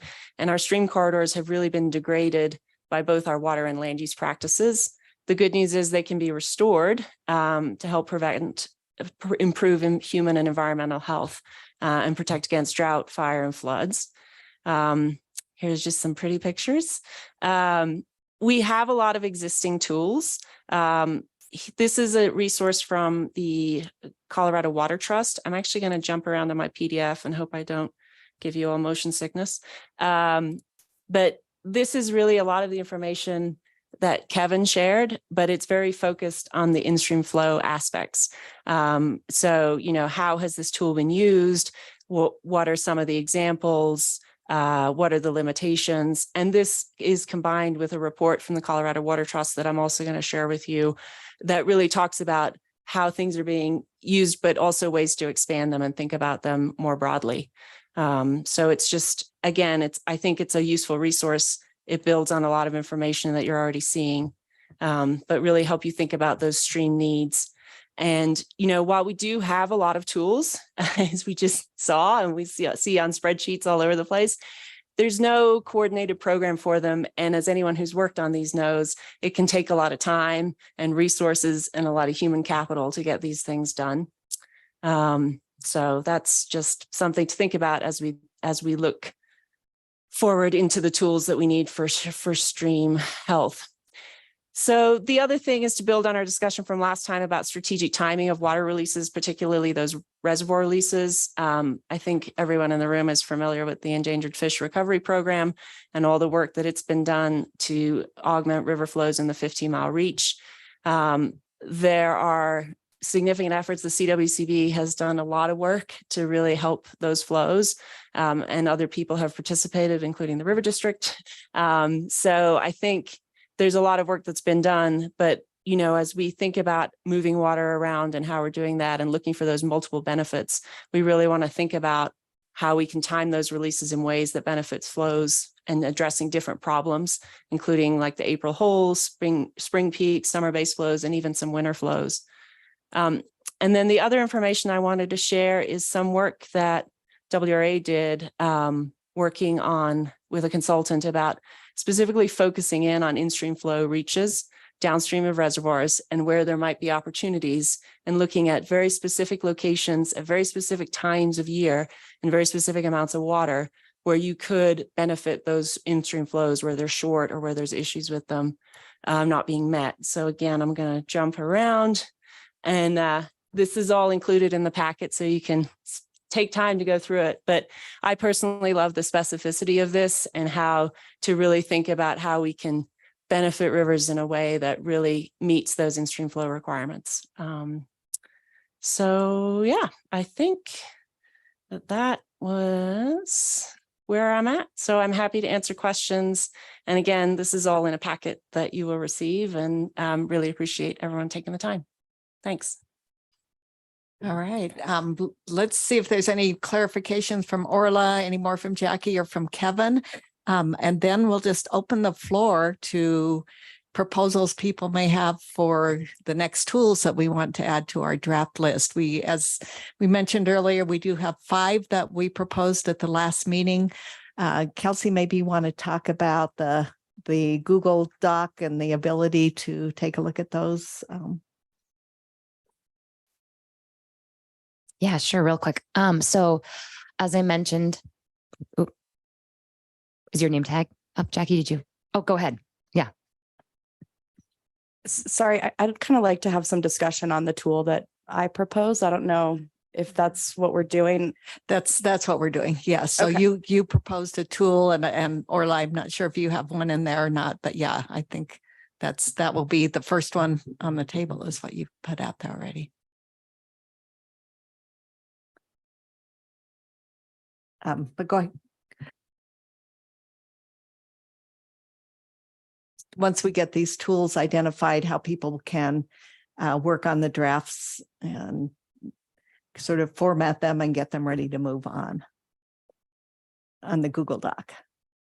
Okay, I'm sorry, I'm not quite following because it feels like we're jumping ahead for the discussion, but are you referring to the shared document? Yes, I just want folks to know that we've got 5 tools out there. They are certainly not in final format yet. So we talked at the last meeting about each of us having a chance to go in and look at those, add to those, make suggestions, make notes on how those might be formatted for our final recommendations to the legislature. So just that broad overview of once we get some more tools on the table for today, how will we address those? Sure. Okay. So as I mentioned before, we have now been able to create a shared spreadsheet that is both available to the public and will be able to be updated by each of you. It is a Google Doc. And so I basically took that Excel spreadsheet, converted it into one more format to make all of our lives fun. And so it is now a Google Doc that is on the website on the resources page, if you scroll to the bottom. And I will be tomorrow, either later today or tomorrow, sharing it with each of you. And so then you can log in and you will have access to provide comments on there. And we can start, you can start kind of adding information to the ideas for recommendations that you've already come up with. And that way work can progress going forward outside of the meeting, but also a full view of the public. So there, we can also create a Word doc once things get more narrowed down to start crafting language. But in the meantime, if you have information to add to that, to the doc about the tools, the worksheet about the tools that is available online. And again, you don't have access to the shared doc yet because Pueblo did not have internet yesterday. So today you will. Great, thank you. All right, Orla, and then Nancy. Thanks. I just wanted to ask a clarifying question because I think last time people talked about potentially like drafting things to refine this further. Is that something that they're then going to put in the tool that other people can see in the Google Doc on the website that then other people can see? So that'll be the repository of like text and all that. Okay. Yes, to clarify, because I'm nodding and I know the camera can't see me. Yes, that is the intention. We were able to figure that out with our website team and get that available so that it meets as far as we are aware, meets open meeting laws so that it can be worked on outside of this meeting in collaboration. Wonderful. Thank you. Great. And those of you who use Google Docs know that you can add comments and notes. Everyone will be a suggester, so you don't have to worry about your great tool being completely wiped out and rewritten by someone else. They can make that as a suggestion and we'll be able to see, and the public will be able to see all that thought process. Nancy and then Aaron.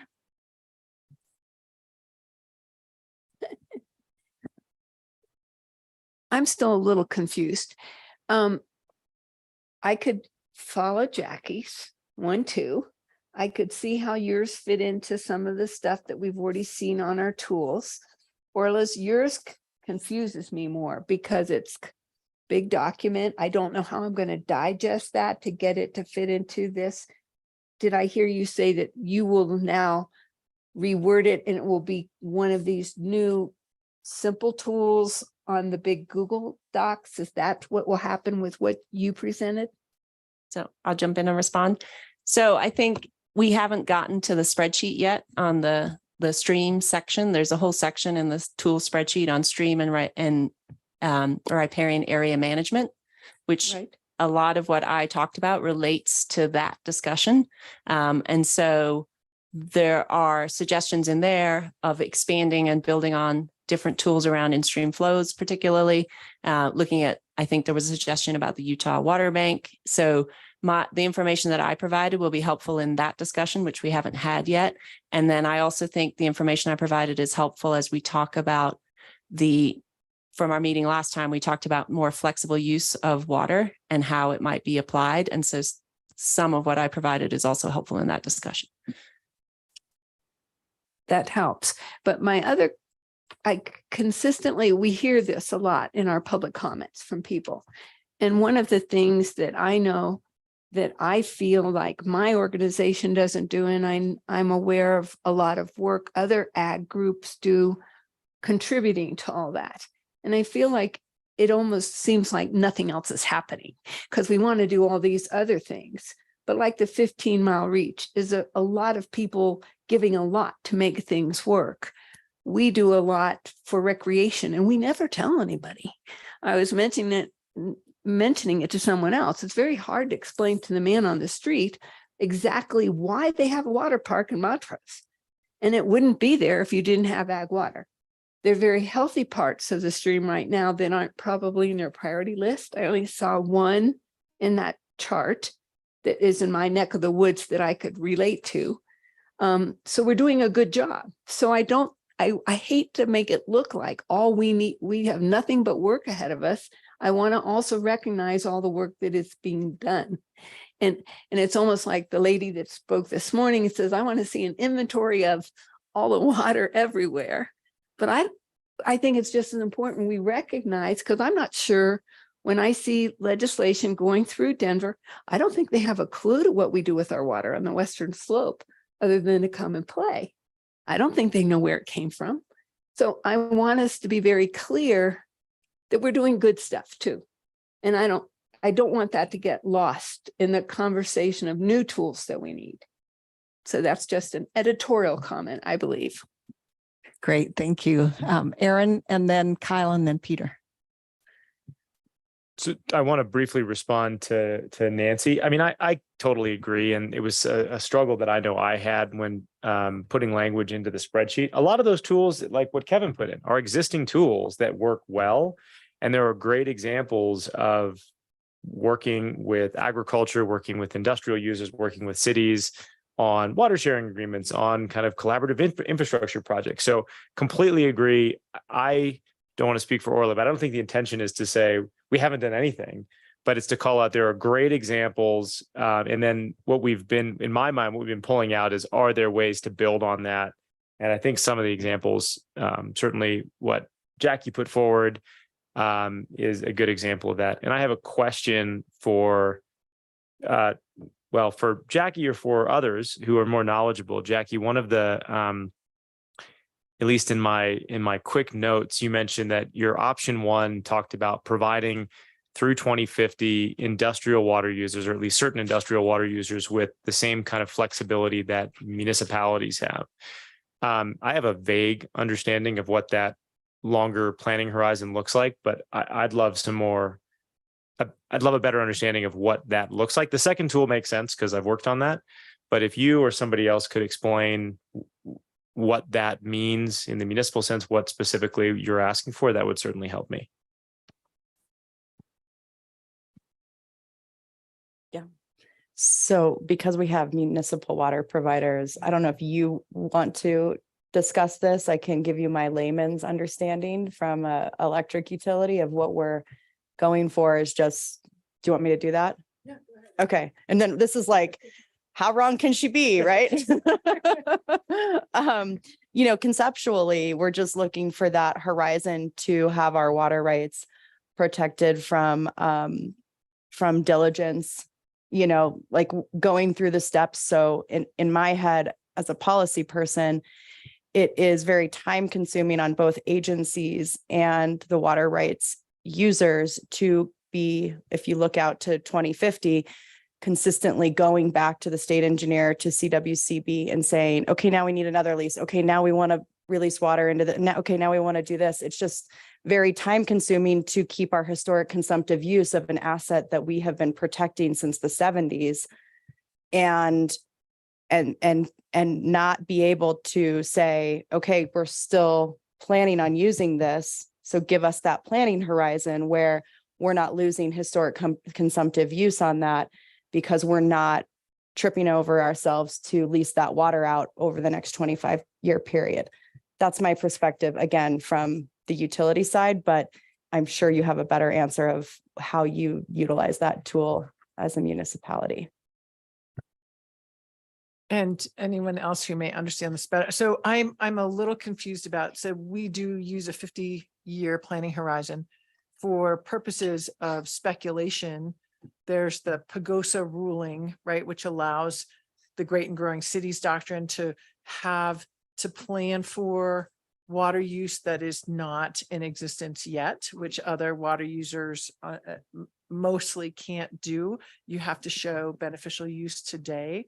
And in the interim, when we acquire a water right for municipal purposes that we aren't going to be using today or for the next 20 years, we do, I think similar to you, we lease that water back to usually agriculture, sometimes other types of industry, but mostly it's annual leases. And as long as it's, oftentimes it's to the same farmer who sold it to us or the same land. So we don't have to go through a big process around that. But if it changes, then we would have to do a process. May I respond to that? Yeah, and that's a great example, especially on the Front Range where you're taking that water, willing buyer, willing seller. On the West Slope where we have our power plants, we don't have right now a need for, the amount of water that we're using to generate electricity. Really, besides the river, if you're putting a really simple point on that. So it's different for us once we've been using that water right for 50 years on the West Slope for us to just put it back in the system where it came from 50 years ago. We had reservoirs built to support the coal industry in Northwest Colorado. So that is, I guess, the fundamental difference of how you utilize it until you need it. For municipalities, we're kind of coming at that backwards, like, hey, we needed it, we used it, and now we need to figure out how we're going to use it again. And these technologies are not, they have to be piloted. We have to make sure that they're cost effective for our membership, for our, the end user, that they work. We have, a huge, everything we do is for reliability. That is our number one reason to be, is so that when you flip a switch, the lights come on, right? And so we need to make sure before we spend billions of dollars on a tool that generates electricity, that it's a good one. And so we can't sit here in by the time our plants close, especially I can speak for Tri-State over the next 6-7 years, we can't say, oh yeah, this is how we're going to generate electricity in 2050. We don't know. It's still a growing industry, right? So we can't get ahead of that ball game yet. Thank you. All right, we've got Kyle, Peter, Lee, and then Mike. Well, since Jackie's on the hot seat, I'll stick with it. But no, I applaud you, Jackie, and the industry for thinking outside of the box. And I guess just a couple of questions and clarifications.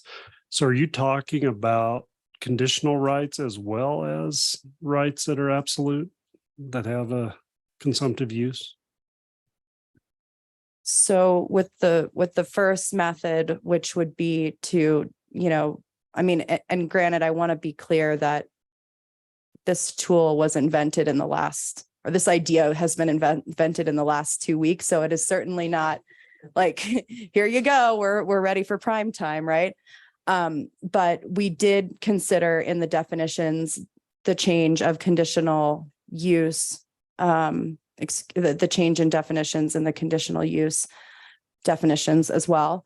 All of this is, again, a draft. In the second tool, which would be the 10 and 10 in-stream flow, that would be only absolute.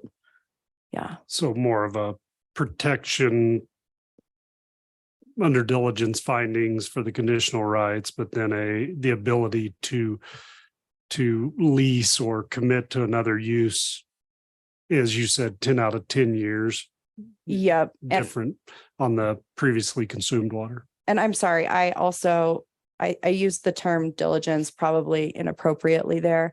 It would really be for that HCU calculation, excuse me, for those of you historic consumptive use, so that we're not applying, we're not degrading the asset that we've been protecting over that time, and the abandonment period. Those are the ones that we're really talking about. And in my head, that's diligence. And I'm sure somewhere an attorney is having a heart attack. So it's like when a fairy gets their wings, it's just very different. No, it's a very good clarification. And then I guess lastly, well, two-part question. One, why only through 2050? I mean, a lot of this water is going out of production, my understanding, 2030-ish. Yeah. So thanks for that generous remark. I mean, the 2050 seemed like a reasonable period of time for us to consider what clean energy portfolios will look like. It's still, energy time doesn't go any faster than water time. So we still don't know what amazing new technologies that we don't know will exist in 2050. But, my goal, knowing the water community and having sat in state affairs for 10 years, is what's the simplest way that we can do this? And it ties back to that greenhouse gas bill 2019 deadlines. We're not making arbitrary new deadlines. We're not asking for, anything crazy. We're just asking to be given a period of time that gives us the flexibility to make the right decisions for Colorado and for our industry and for our members and the end of the line users. And at the same time, see this, pretty unique opportunity to also be able to help the river in the ways that make sense in the regions and river basins that we have our water rights. We will take longer if you want to give it to us. It's pretty short, as you said, water time, and to go through all this to maybe protect it for a decade or two. It's a lot of work. Lastly, and I'll stop, is the concept that the power companies, the industry users, would retain ownership and lease it and then be able to pull it back at any time when that new technology comes our way? Again, 2-week tool in the making. So I think that would be the preference, just looking at, we certainly don't want to be selling our water in the interim. We want to be keeping it in case we need it for something. So it's much, much harder to get something back than it is to protect what you have. Great, thank you. We have Peter, Lee, Mike, and then Kim and Alex.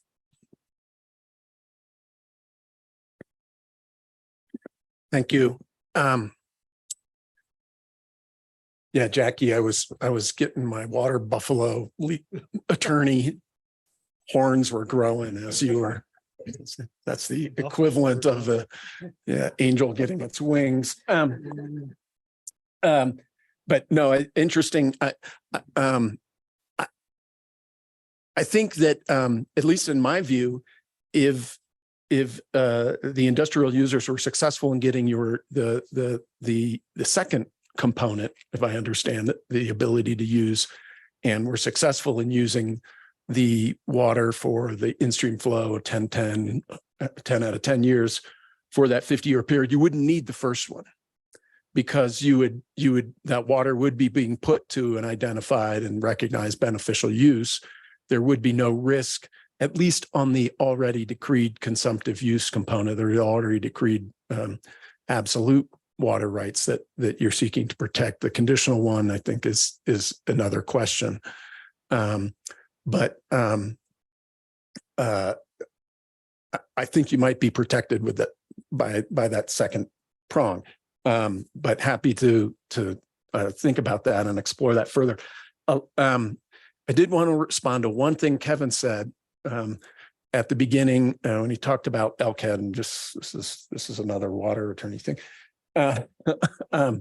I'm glad that we were able to reach a good accommodation to do the good things that the releases from Elkhead are doing and have done over the last few years.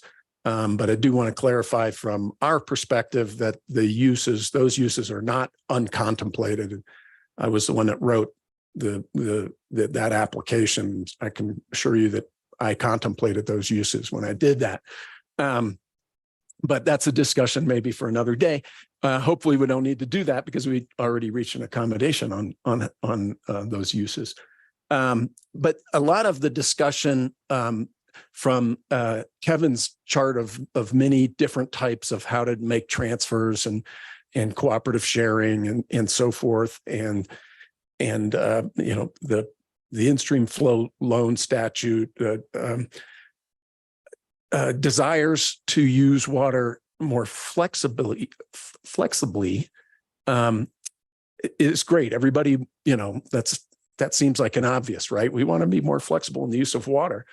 And I think that's a good goal, but we have to prop it up against our Colorado strict prior appropriation system. Back in the day, if you didn't need that water anymore, whether your agricultural use had become, you changed to a less water consumptive crop, or your system was improved so that it was more efficient, or if your industry, whether it was mining or generating power from one way or the other, simply went out of business or became less utilized because of advances in technology and so forth, the water that you historically used went back to the stream, right? I mean, it was then available for the next junior in line, whether that junior was somebody upstream that was junior, and now that water right is available to that upstream junior or somebody downstream. And so I think that while all of these are great laudable goals, I think that's where in my mind at least, the friction begins is how flexible do we want to be as state and statewide policy? And I'm not saying one way or the other that we shouldn't be, or we should be more flexible, or we shouldn't be flexible. I'm just saying historically, we've been a strict prior appropriation system. If you don't need that water, you don't need it. It's not really yours if you don't need it. We have a right to use water in Colorado. It's a property right, yes, but it is the right to use. And if you don't have a reason to use it, according to its decree, then it goes back into the stream and it's available for the next junior. Which is not to say that that's the way it should continue, but I'm just saying that the more flexibility we seek, the more we run into that historical and sort of rooted in the constitutional prior appropriation system issue that I think this group will have to struggle with as we talk about these trying to get more flexible with the use of water. Thanks, Kevin. Did you want to respond? We'll let you jump in there. If I could quickly apologize to Peter, you picked phrases and words, not realizing how somebody else is going to hear it. But to clarify, when I say uncontemplated, it hasn't been presented to the division engineer, for example, yet. And it may not be as simple as it looks in terms of, well, is there an unintended consequence through expansion of use or conflict with a federal program? And let's make sure we look before we leap, because it's kind of hard to unring that bell when the division engineer does something, because then they're expected to do it in the future. And with my foot in the door, let me say really quickly, remember, Jackie, there's a reasonable study period statute is how I'm going to refer to it now, from about 6 or 8 years ago. I can't quote the bill, I'll give it to you, but it's 3792-305D, 1D. And that's where a change does not need to consider every period of record for the water right.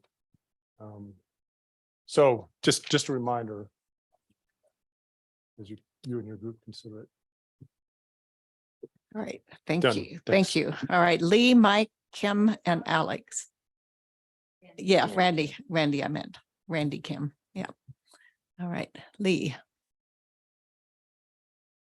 First of all, let me thank Peter for grabbing hold of the water buffalo role here, because then I don't have to as much.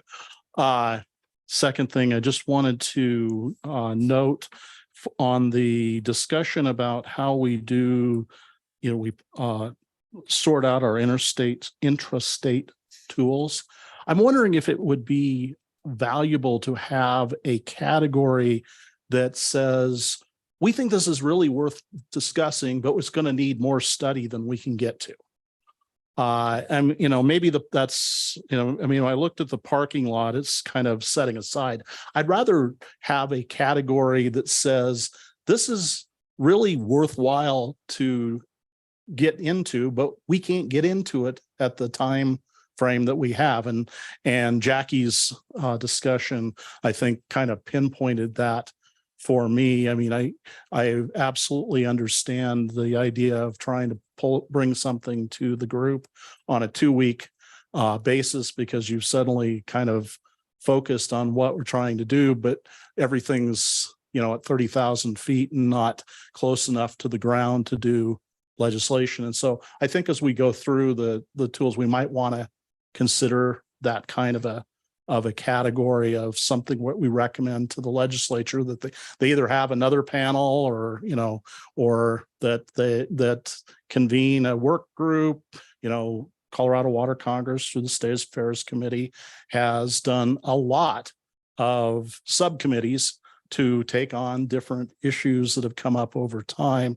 And without being able to commit the State Affairs Committee, I can say that they'd probably be willing to take those on, particularly because some water buffalo will shoot at no matter what we have to say.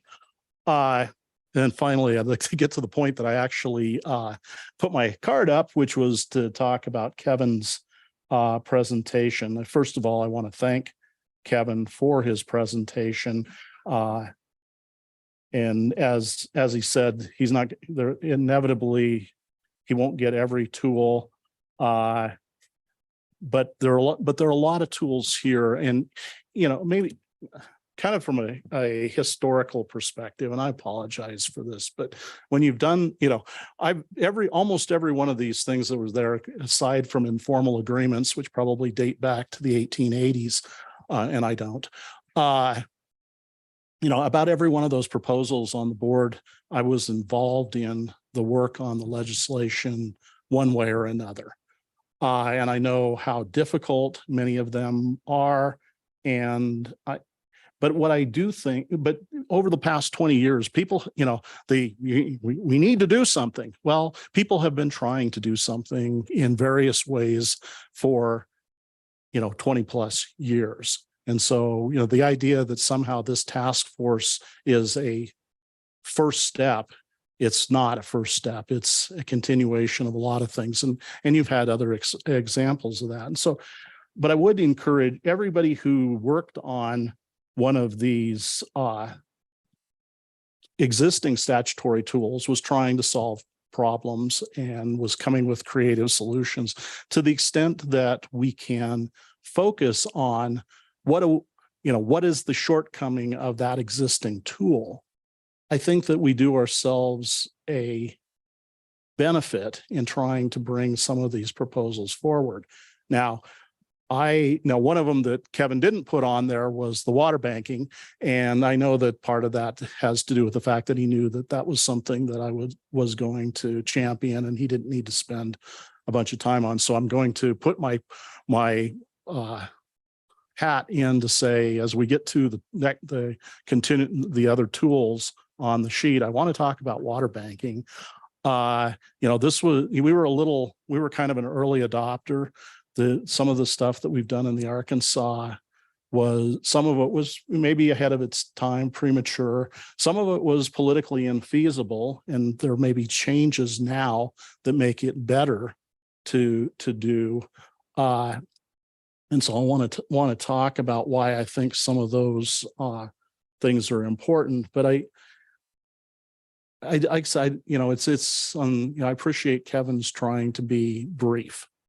And obviously, and yet at the same time, there's a lot of information here.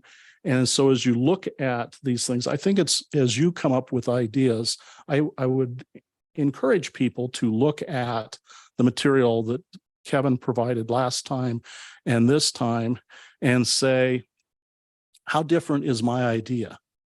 Is there a way to take the idea that's already that's already in law and modify it to build to the future? A lot of these things weren't designed to be a, single shot cure all. Some of them were, and some of them failed.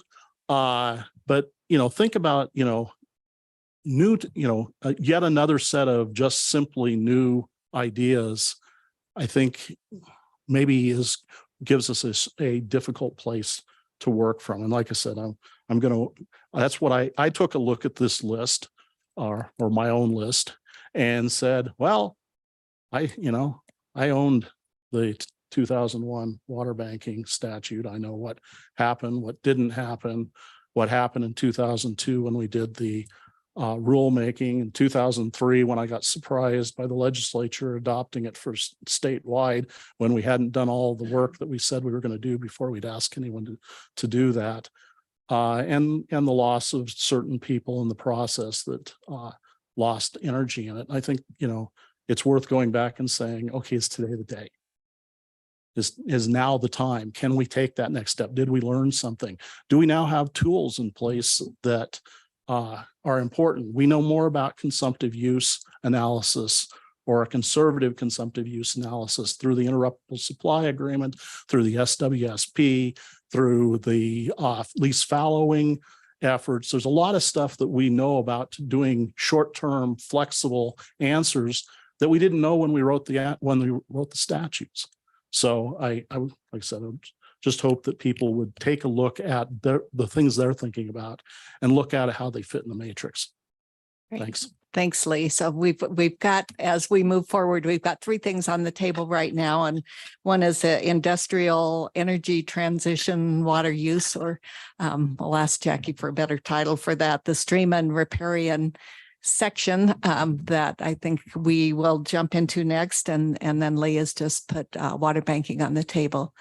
All right, so we have Mike and then Randy and then Alex. I just think also, Kevin presented on the tools, Orla, also presented on tools. And I think it was a question to the group is, where are there gaps? Why aren't these tools being utilized sufficiently? So I do think there's something there. What that recommendation is, I don't know yet, but I think we need to have that discussion. Right. So maybe we can do a placeholder. Sure. Great. Cool. Thank you. All right. All right. Kelly, you read my mind. I'm gonna address the elephant in the room here. And everybody's touched on it a little bit. Jackie started it. Peter went into it a little deeper. The reason these tools are so difficult is a couple items. Jackie mentioned that they had been protecting that water since the 70s. And ag looks at it the same way. You've got words out there like partial abandonment. Use it or lose it. And as an ag producer, that scares the tar out of us because that asset is a financial asset to us. And so every one of these tools, or the majority of these tools, touches on that problem. Do we need to look at this problem just like Kelly just brought up? Do we dive into this a little deeper to make the tools work, to make people more comfortable to use them? Why ag isn't using a lot of these tools is because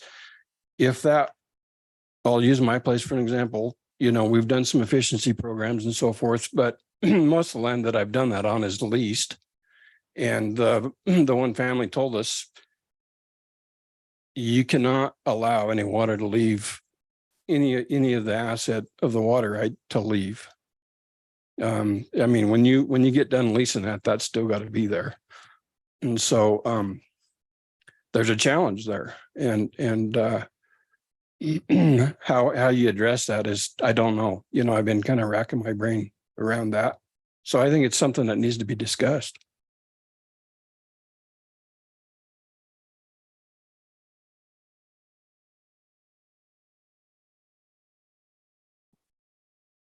All right, Randy. Okay, good afternoon. I want to speak to the clean energy transition. And Jackie, I appreciate the parallel with municipalities and the need for a longer term planning horizon. But I was trying to wrap my head around it because I've done a little power work in my past engineering days. And the way I view it is the parallel would be really, you know, your demand projections, or in our case, you know, our population projections over the 50-year period. It dictates how much water we need, you know, whereas, you know, your demand projections for energy would be the parallel there. Whereas, you know, the type of technology is how you get there, and whether or not that's going to be a more or less water intensive technology. I guess I would like to ask a philosophical question, and maybe this is somewhat to this group and maybe somewhat to the Clean Energy Commission. If the objective is to get clean energy, of course, that is geared towards air quality, greenhouse gas. I don't think we as a task force, though, would want to move toward an energy technology that would be a greater water consumptive use. And I don't think that would be the case. I'm kind of, you know, going through my brain as to at least the existing technologies that are out there, and switching from thermoelectric to, you know, wind or solar obviously would be less water intensive. The only energy source that could potentially be more would be nuclear. And I don't think Colorado is a great place for nuclear, but I just wanted to understand that, because I was trying to kind of go through my head what the scenarios would look like, and would there really be a scenario where you would need to preserve those water rights in the future for a different technology? Or, as Peter said, you know, is it really the ability to, you know, maybe use some water for in-stream flow and use the tools that we have now? So I don't know if that made sense or not, but just wanted to voice that. Okay. Yes, I'd like to. Yeah, thanks. So I think the challenge is, you know, you may or may not have heard that there was actually a nuclear study group formed, hydrogen technologies, pumped hydro. You know, if we knew what the technology was, then we wouldn't have these questions. And so I think that it is quite unfair to prescribe what we think Colorado will need or won't need in 2050. We can't even do that as an industry right now, because things change so fast that we, you know, the philosophical question is a question of turning the lights on or off, right? We know demand is going up. We know electric cars are coming online. It's certainly increasing. We are pretty tied to 100% clean energy. So clearly we're not going to do something in Colorado that, you know, the legislature is going to tell us we can't do, or that the people don't want. But there's a lot of stuff out there right now that is at its infancy in testing. And do we know that it's going to work as far as what kind of water? No, but you know, like Mike said, we've stewarded these water rights for so long. Why would we give them up only to go get back in line if it turns out that we do? And I think a key point here that, you know, many people don't think about is that, you know, we can build all the wind and solar we want. When the sun doesn't shine, the wind doesn't blow, we need what's called baseload energy. And that right now has come from our coal-fired power plants. It comes from gas plants that we ramp up. It comes from hydropower on the Colorado River that is barely there. It comes from hydropower on the Missouri River that we import into the side of the grid. The transmission grid is probably one of the most complicated things I have ever tried to wrap my head around, even more so somehow than Colorado water. I mean, we all saw what a great job I did of that earlier. So, you know, we don't want to be limited. And I also think that we have been an excellent steward. Those of you who are familiar with our work in Northwest Colorado, we released water during droughts out of a reservoir when we knew that we could for the river. We've been a great partner, and you know, this is a good faith ask. And so to judge it at this task force seems like certainly not what we're asking for. And it allows us to be more flexible with our water. And while I have the mic, I'll just respond to Peter's comment. You know, yeah, if we had 10 out of 10 every year and everybody else that was impacted, again, this isn't just a tri-state ask, this is a industrial utility ask, that's great. But we don't know that we're going to have that. We don't know that every one of 10 years we're going to, you know, have an environmental use for this. And Kevin, to your point of the study period, we don't know what years your division engineer is going to give back to us in 2049, you know, which years do we use? It's very unclear statute when you look at it to rely on the protection of this asset. I mean, we have put a lot of time and energy into this. We've put fish screens in, I mean, it's endless, the amount of work that we have done to protect these. So yeah, there are things on the books, but to Mike's point, why don't they work? And I'm telling you why, you know, so I think that's the response I had. Only also to second Lee's comment to Peter that this group is certainly not a first step. And we just identified all the tools that we have come up with over time, some that have never even been used, where we have pointed to them and said, we need this. We fought about it at state affairs, and then it gets passed only to not get used. So, you know, I don't know exactly, you know, to have those hard conversations, Peter, that you mentioned at the beginning of this meeting. I mean, are you saying that we shouldn't be giving flexibility because the state of Colorado, if you're not going to use your water anymore, you don't get to be flexible? Because we've been being flexible. I mean, the River District has a proposal to be very flexible right now with the water right that would otherwise go away. So I don't, you know, I'm not sure I follow that. Yeah, no, thanks, Jackie. I wasn't suggesting that we not strive for flexibility at all.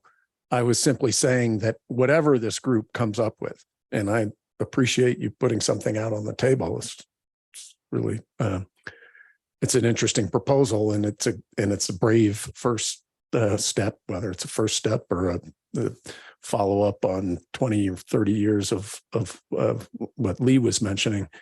Putting something on the table in a public setting like this is a good effort, and it's appreciated. But no, I wasn't saying we shouldn't strive for flexibility. I was simply saying that historically, all of the legislation that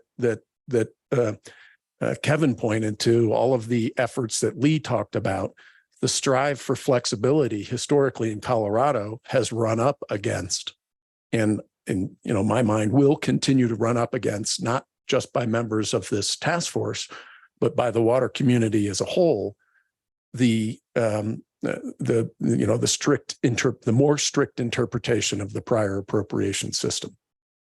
You know, the River District has been pioneers in flexible use of water, and you know, so we're always looking for it, and we've run up against that buzzsaw ourselves. And so I was just simply pointing out that we might come up with a million great ideas or refinements of existing programs, that just is what we have here in Colorado, and it's a big policy decision that the state as a whole will need to make. And I'm not saying one way or the other that it should or shouldn't make that. Thanks. Alex. and then Kyle. So two things. One, I think this is a really important conversation. I really appreciate your ideas. I think your idea makes a lot of sense from a high level point of view. And so it certainly is something to be looked at because it is,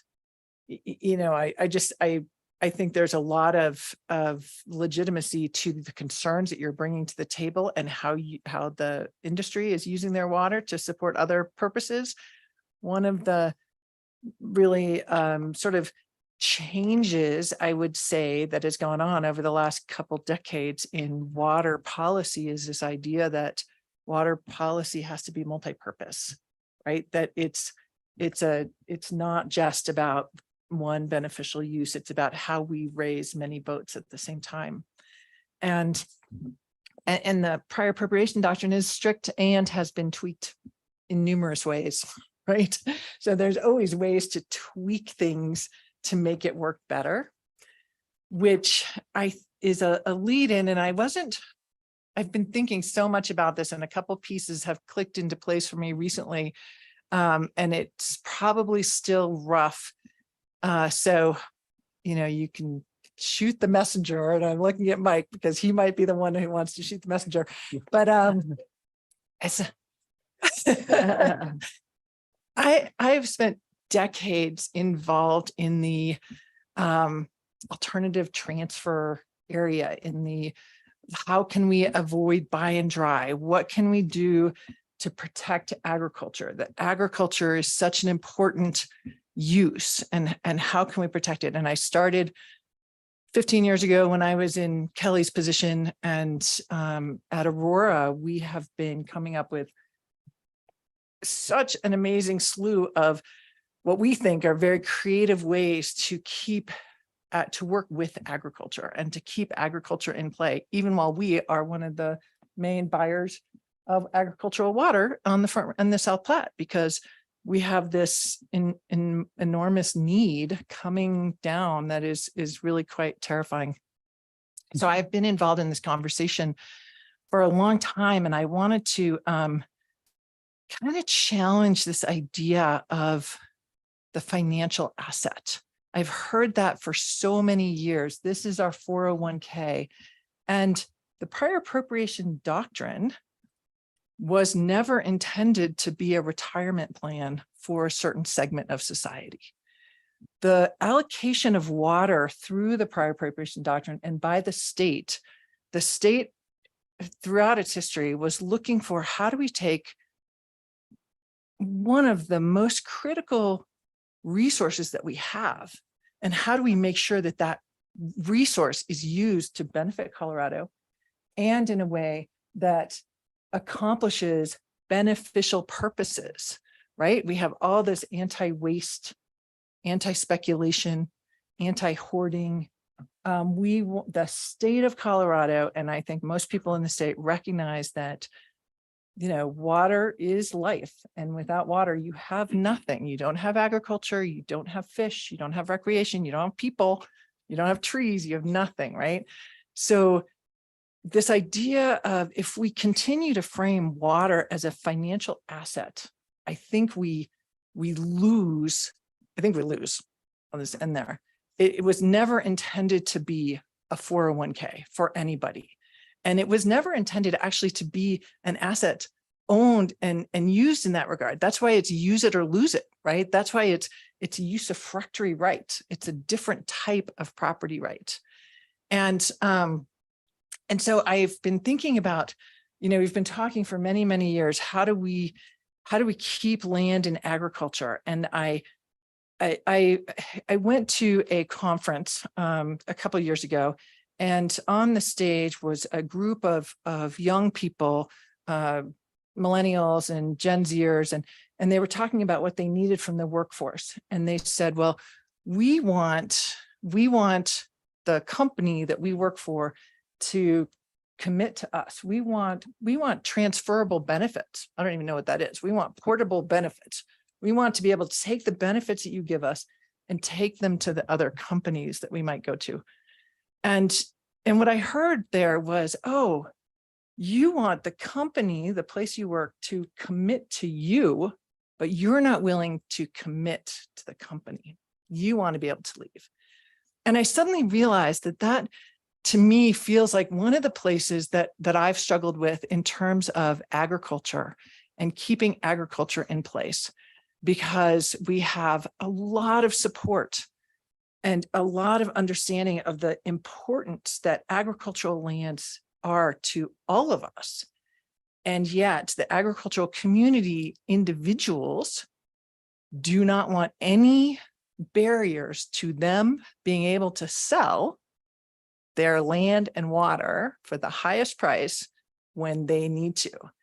So it's like I hear, and it suddenly clicked in place. The agricultural community wants the state and the municipalities and the other water users to commit to them. But individually, I don't see the commitment to the rest of the state that this is going to stay in agriculture. And so I think that's the difficulty that we get to when we think about water as a financial asset, because we also understand that water is a community asset. And people talk all the time about water needs to stay in the local community. It needs to benefit the community. So I feel like we need to get away from this view of a water right as an individual financial asset and think about it as a community asset, which was really the purpose of the prior appropriation doctrine back in the day. How does it benefit the community? By agriculture, by municipalities, going to water sharing, and this is where this is leading, I think about like, how do we, in the context of drought and reduced water supply, how do we share differently, perhaps in an easier way than we are now? Like, and I think the acequias might provide a path forward. You know, those are down ditch, but they are entities that say, when there's not enough water, one user doesn't get everything. We share the water so that we can, once again, lift as many boats in a given time period as possible. So I wonder if there's ways to look at these tools and see, how do we share, you know, under the kind of broad concepts of our water allocation, which is to make sure that our most critical resource is used for the benefit of as many uses as necessary in the state of Colorado. How do we share those?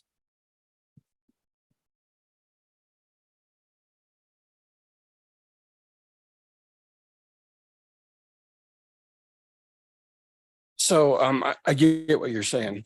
So as far as a financial, the way I look at it, as far as my water right being a financial gain to me is if I go to the bank for an operating loan to run my ranch, the very first thing they ask, how much irrigated ground you do. So irrigated ground, you know, $5,000 an acre, unirrigated ground, $500 an acre, big difference. So that's a financial hit out of my pocket.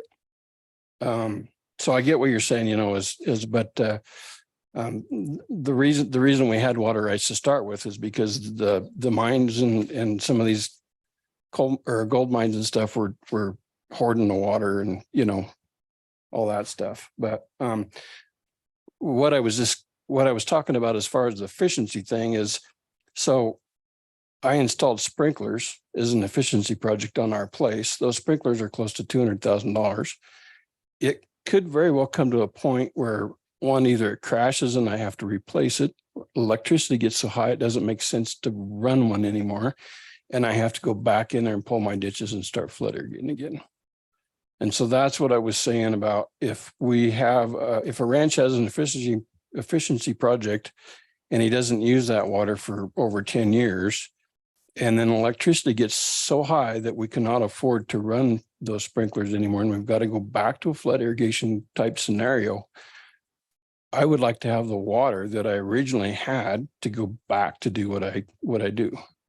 And then the other thing that I've noticed with my efficiency thing, or with my efficiency projects too, and it might come rear its ugly head later, is the environment. I had a set of geese that used to hang out in my field every year. Every year they showed up, laid their eggs.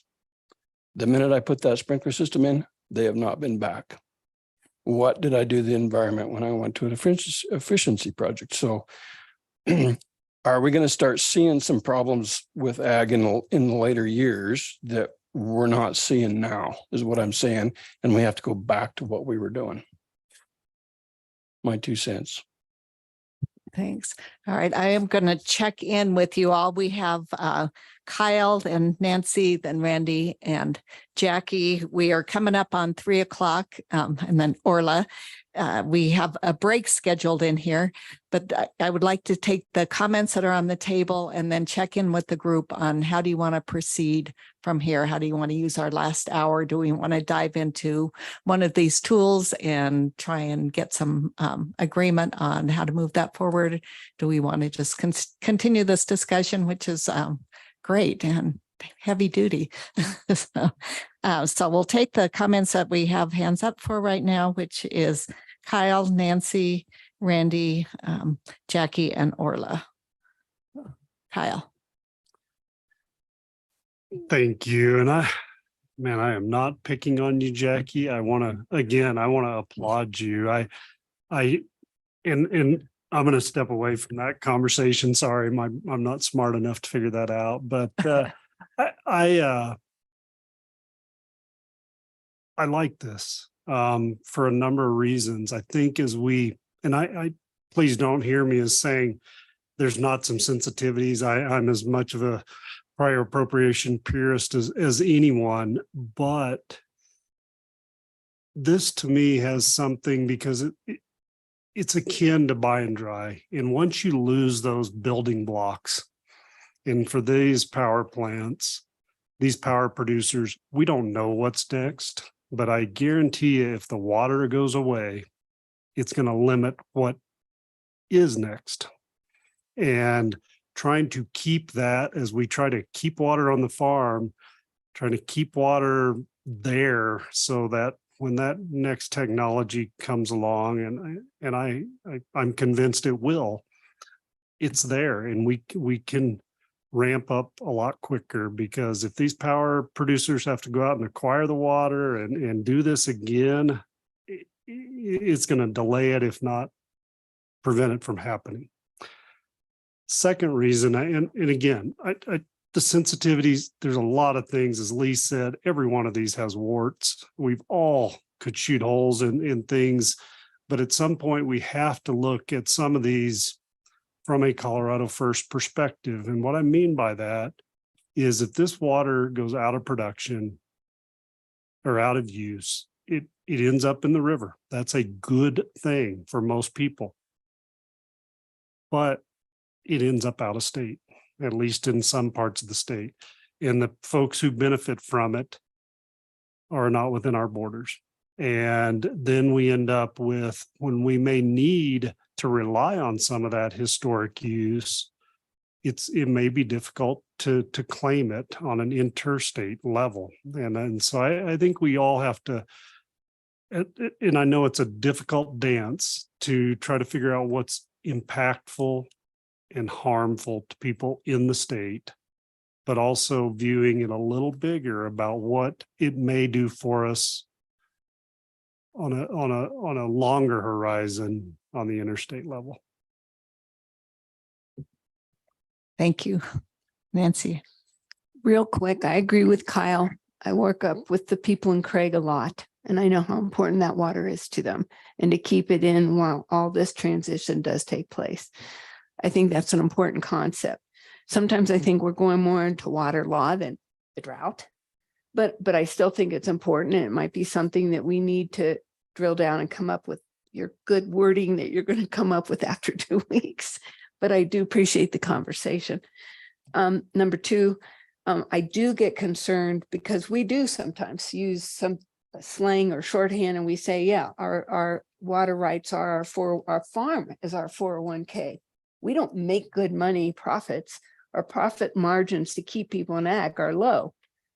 At the end of the day, when they say it's their 401k, when they quit farming, they're going to have to sell it if they're going to retire in some case. And I think that's what you hear. I hear it sometimes from aging people, but I don't want people to equate farming or agriculture as thinking we think of our water as 401k or as a financial asset. It is. I think agriculture is important in and of itself, and I think it adds to healthy rivers. So I just want to add to that nuance to your conversation. I understand what you hear. I hear it all the time, but there is a nuance to it. And I think ag helps healthy rivers. So just wanted to end on that note. Thanks. Thank you, Nancy. Randy. Yeah, keep it brief. First, Jackie, I want to apologize. I didn't want to come across as judging your industry. So sorry if that came across that way. But I wanted to build on what Kyle said, because I think he was a lot more eloquent than I was. I think the only point I was trying to get across is I like the tool that you proposed. I think it's a good tool for the reasons that Kyle stated. I think the only caveat I would add is, you know, and this gets to a quote, an efficiency issue is, you know, could or should we put some boundaries around that where we would not go to a technology that is more water intensive, more, you know, water per kilowatt hour of energy. And that from a drought perspective, strictly from a drought perspective, I would hope that we would go towards technologies that are both clean and more efficient with water. Thanks, Randy. Jackie. Thanks, Randy. I appreciate that. And I think, you know, this reminds me, there was a bill a while ago, and I'm going to forget what it was called, but they listed what renewable energy credits would be. And then we've had to go back and talk about, should we add to the list, right? And so I don't know how you phrase your idea, because I think it's a good one, but you have to be careful. Like, what if it turns out, and I'm not saying that this is even on the table, but what if it turns out that hydro is the best tool? And then we're, you know, I don't know what that calculation is. It's it's not a consumptive. I know there's lots of problems with it. Sandwiched between two awesome environmental people, but I'm just, you know, we'll use the best tool. I think we're all very now in this industry familiar with, no one wants to build and maintain an asset like a coal plant that we don't think is going to make it 100 years later, because that's money that we're spending, and that's making Mike's electricity more expensive, and going back to the water market in 25 years. If we sell our water now, is going to make electricity more expensive when we're all trying to make electricity cheaper. So we, you know, whatever, I would love to explore this concept of how we can, you know, meet the moment with that, with the other users. So thank you for that. Yeah, we can't deliver water without energy. So, you know, all our pumps are using your electricity. So it goes hand in hand. And which is I just wanted to kind of kumbaya that, exactly what you're saying. Like, we're all scratching each other's back, and to the point of the 401k farming issue, you know,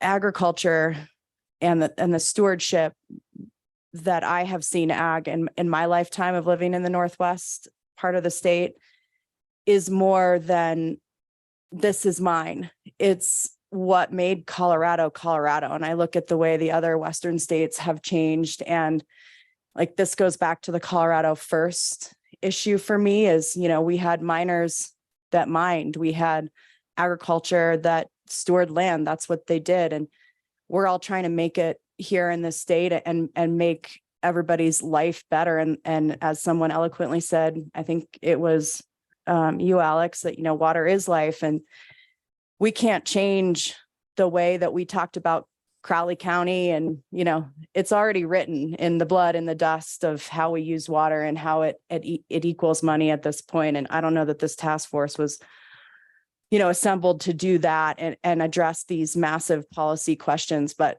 whoever's listening to this out there must either be enthralled or, horrified that we can't get past these these big building blocks, that are philosophical. But I don't know what happens if we're not flexible. And I don't mean that for the idea that I brought to the table, but just as a Coloradan who is raising a child here, like flexibility so that we can meet the multi-benefits seems to be like the best idea we've ever had, and it keeps being successful for us. And so as we challenge, the use it or lose it history, I want to make sure that like, sits with this Colorado first issue. Let's raise our Colorado children, to use Kyle's analogy. Thanks, Jackie. Orla, you're up, and then I'm going to ask you all to take a step back and just talk about the process for a minute and how we want to proceed. Okay, I'll be quick. Thanks, Kathy. I just want to say thank you to Jackie. I appreciate her bringing this idea forward. I think it's exactly the sort of creative thinking we need on how to do things differently. So thank you. And I think we got to keep exploring it further. And then building on what Alex said, but also the barriers conversation that Kelly and Mike leaned into, is if we're dealing with less water in the future and a lot of demands, like how are we going to approach things differently? So what are those barriers? We need to like look at them square in the eye. Like, why are water sharing agreements so hard? And we are hearing some of the reasons, and we've got to keep pushing into that, I think, if we really want to get through to some different solutions. So thanks. Thank you. All right. Great conversation. And I know that we've got Alex and Aaron and Nancy up on deck. It is now 3:05. We're here until 4:00. So how would you like to proceed? Does someone have a great plan for our last 55 minutes moving forward?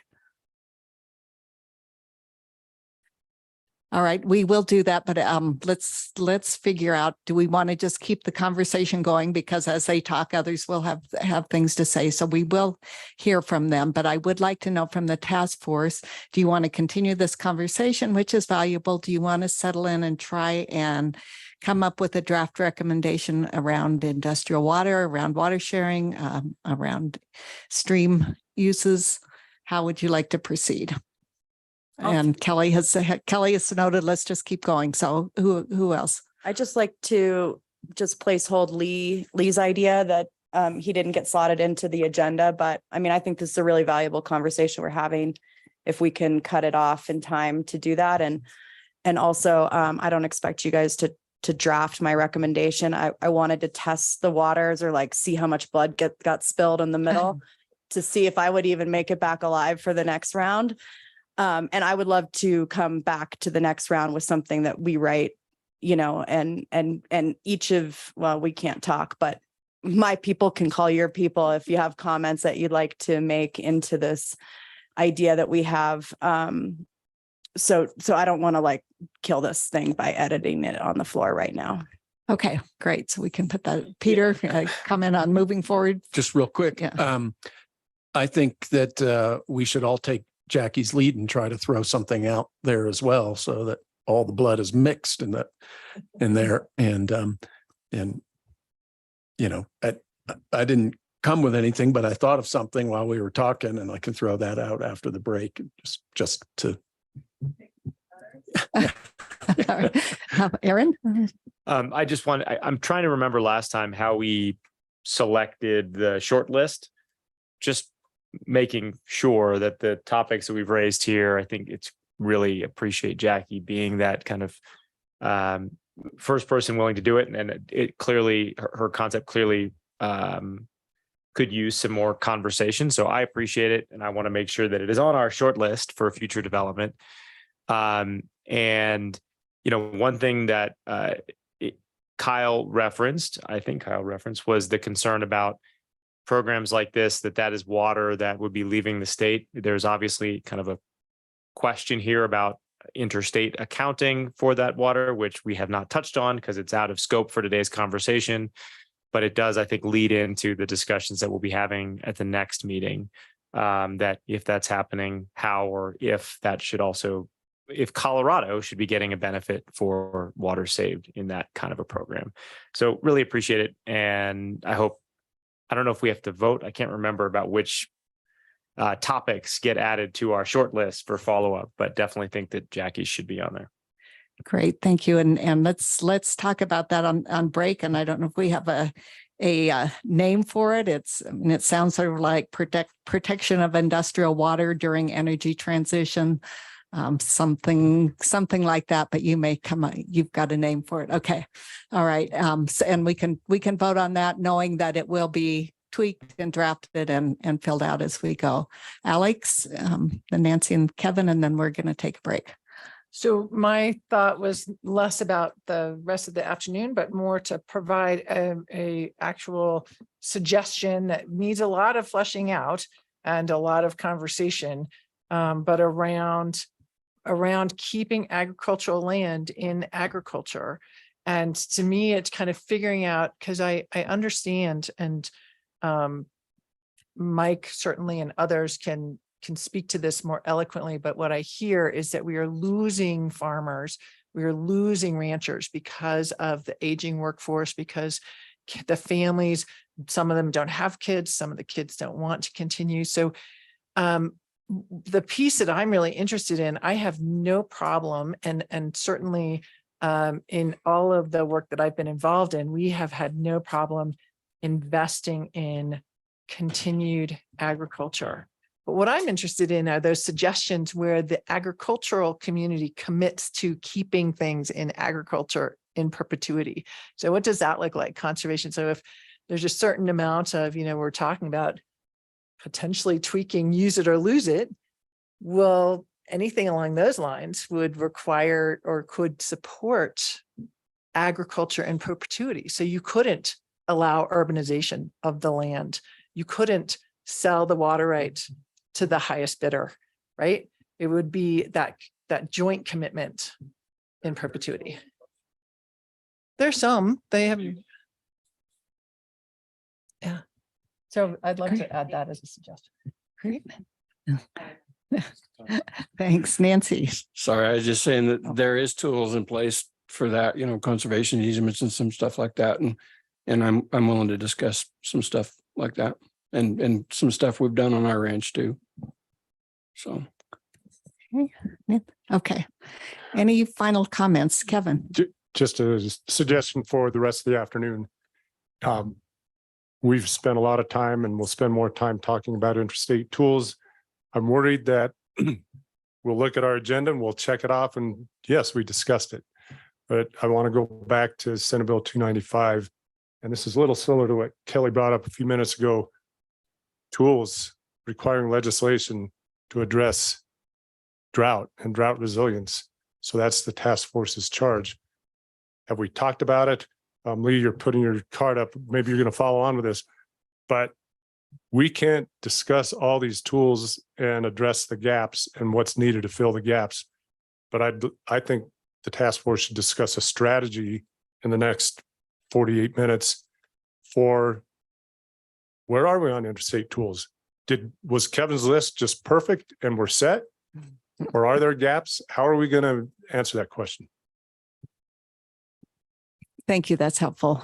Randy, and then Lee, and then break. Yeah. What Kevin said. All right, thanks. Lee.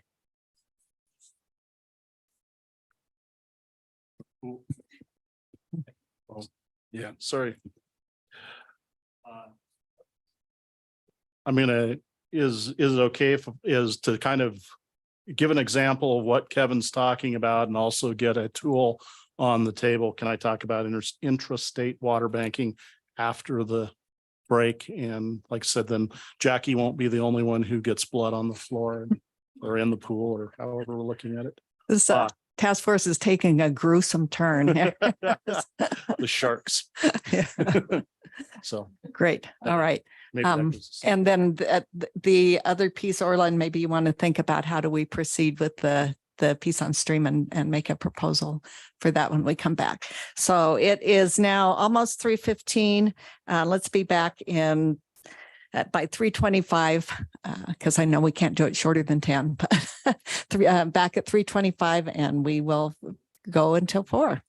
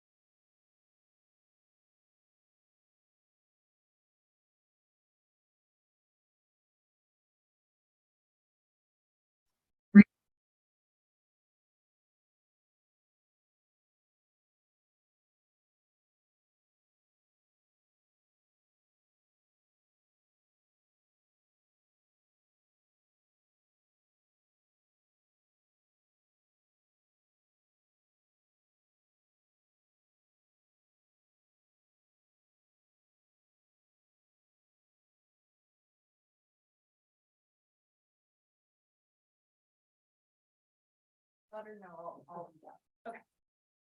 If she's listening and asking.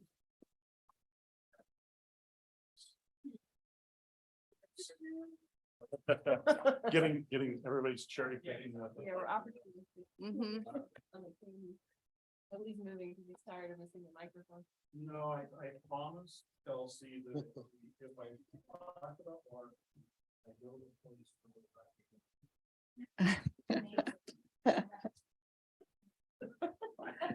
I would just order, we missed the opportunity for everybody to see what your notes thing looked like. Pictures, and there was lots of arrows. Pretty creative, yeah. Yes.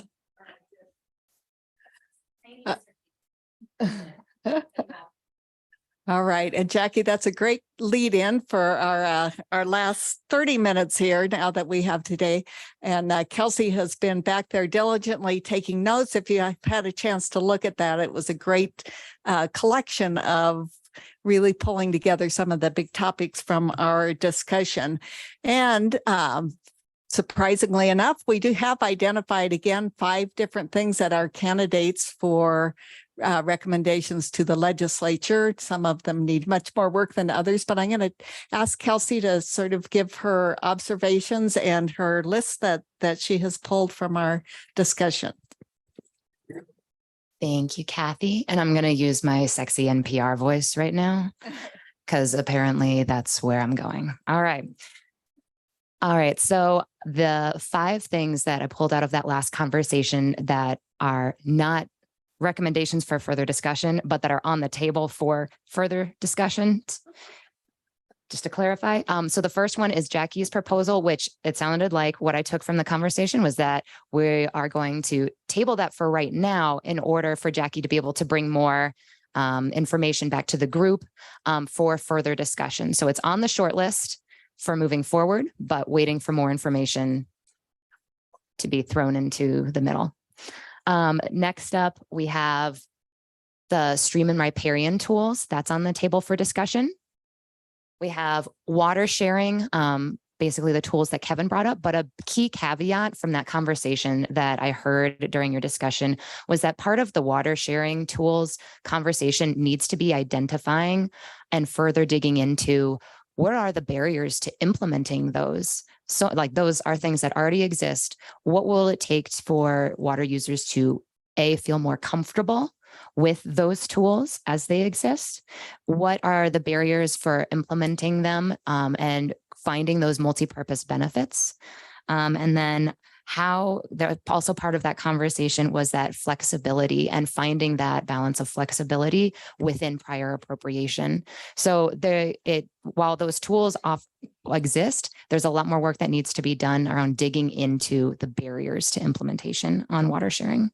Number 4, we have water banking, which I believe is was selected to be one of the next topics because Lee moved into the camera so that everyone can see him.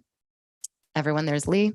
And then finally, we have what Alex brought up right before we went to break of keeping ag tools. So that can be either a future conversation or, but it was brought to the table.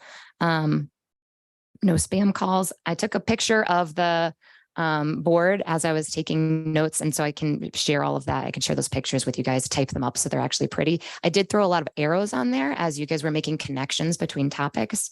And some of the key things that came up were, as I mentioned with that water sharing conversation. So identifying barriers to implementation for things that already exist. There are amazing tools out there. There are tools that were hard fought and passed, but actually understanding why they aren't used and how they can be used. And that's part of the water sharing conversation, but also might be a separate thing that you all can make a recommendation about to the legislature. Like, hey, here are some really great things that really need to be dug into more. Another part of the conversation was opportunities. So you talked about prior appropriation, both in static and dynamic terms. It is a solid thing that has been used and applied and that we rest at the foundation of this group rests in. However, it has been tweaked and it has been made to be flexible for meeting those multi-purpose benefits. And so how can that be an opportunity going forward? And then there's a lot of conversation about different relationships with water. I want to roll my eyes slightly because I've written that sentence so many times in my life now as a sociologist, but different relationships in water matter and different relationships to water. And that oftentimes that is a barrier to implementation of tools because people read and understand things differently based on how they use that water or how they relate to that water. But part of that is also then understanding those communal approaches to water. So how do we share when we come back to that conversation about it all kind of comes back. That's why they had like 60 arrows on there. Like it's all coming back to how do these things create barriers or opportunities, and questions about how have we gotten around some of those in the past? And are there lessons that can be drawn from in situations where we have been able to work around those? Before I go on too much further, I think that's a good summation. I'm just going to leave it there. Great. Thank you very much. And now you all know you have a lifetime appointment on the Colorado River Drought Task Force. Thanks to get through all those things. So would it please the group if we hear from Lee Miller on water banking and then from Orla on stream tools, and we can't get too deep into either one of those with the time we have left, but is that acceptable? All right, Lee, you're on. All right. So I wanted to take the chance to talk a little bit about water banking and then the specific proposal that I put on the table. So in 2001, the Colorado General Assembly authorized the state to form a pilot water bank in the Arkansas River Basin. And then in 2003, that authorization was extended to other water divisions. The program was, quote, intended to simplify and improve the approval process of water leases, loans, and exchanges of stored water within each river basin, reduce the costs associated with such transactions, and increase the availability of water-related information, unquote. That's in the statute. The program focuses on assisting farmers in realizing the value of their water rights without permanently selling those rights by allowing participation in a water bank. I think at this point, water bank is a bad term. Unfortunately, all the other terms were either worse or already used. What a water bank really is like a commodity exchange. You list you make something available for sale, you figure out a price, and you can sell it. And so it's, when we say it's a water bank, the water isn't banked like you'd put money in a bank. It's more like listing a stock on an exchange.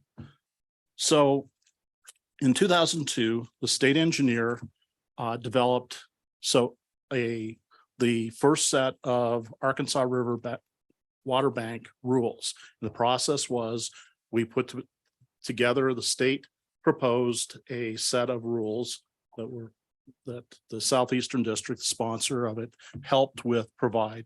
That went through a APA style rulemaking process. And then it went to the water court and was affirmed in a water court process. So a lot of protections in there. When we did the 2001 legislation, and if you pick up anything on the Colorado water banking program, the first thing they say is, well, it was almost never used. And realistically, there were two reasons I think that was true.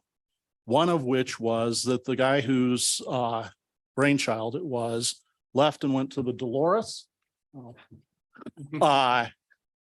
And two, the 2002 drought and the economy issues pretty much dried up both water and money for the program. And so it was substantially not used. One of the things, though, that was not included in the 2001 legislation, the water banking legislation in 2001 was limited to only stored water.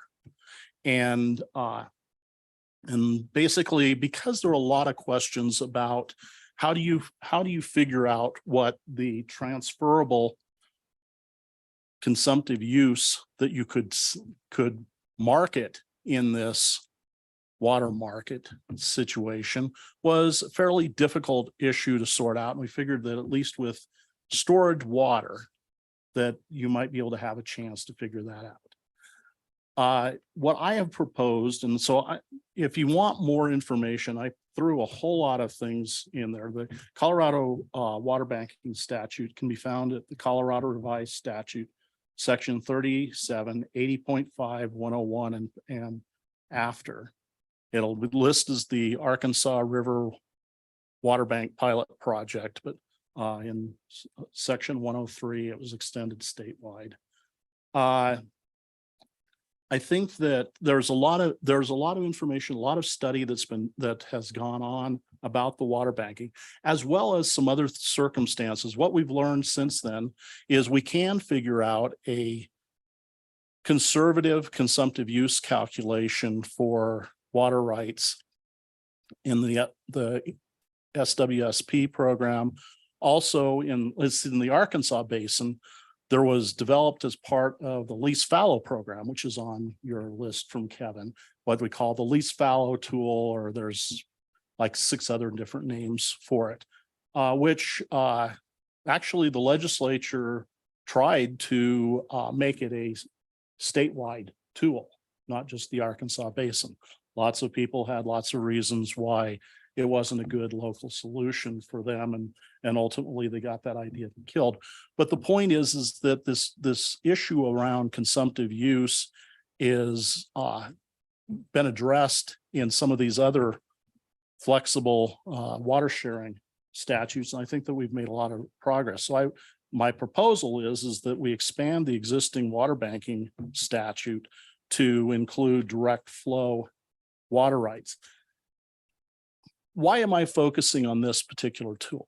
What I like about this tool, I think that is valuable in this context, is it's a tool that's authorized to have different regional sponsors that can, kind of oversee the program. The water bank is organized by local governmental entities.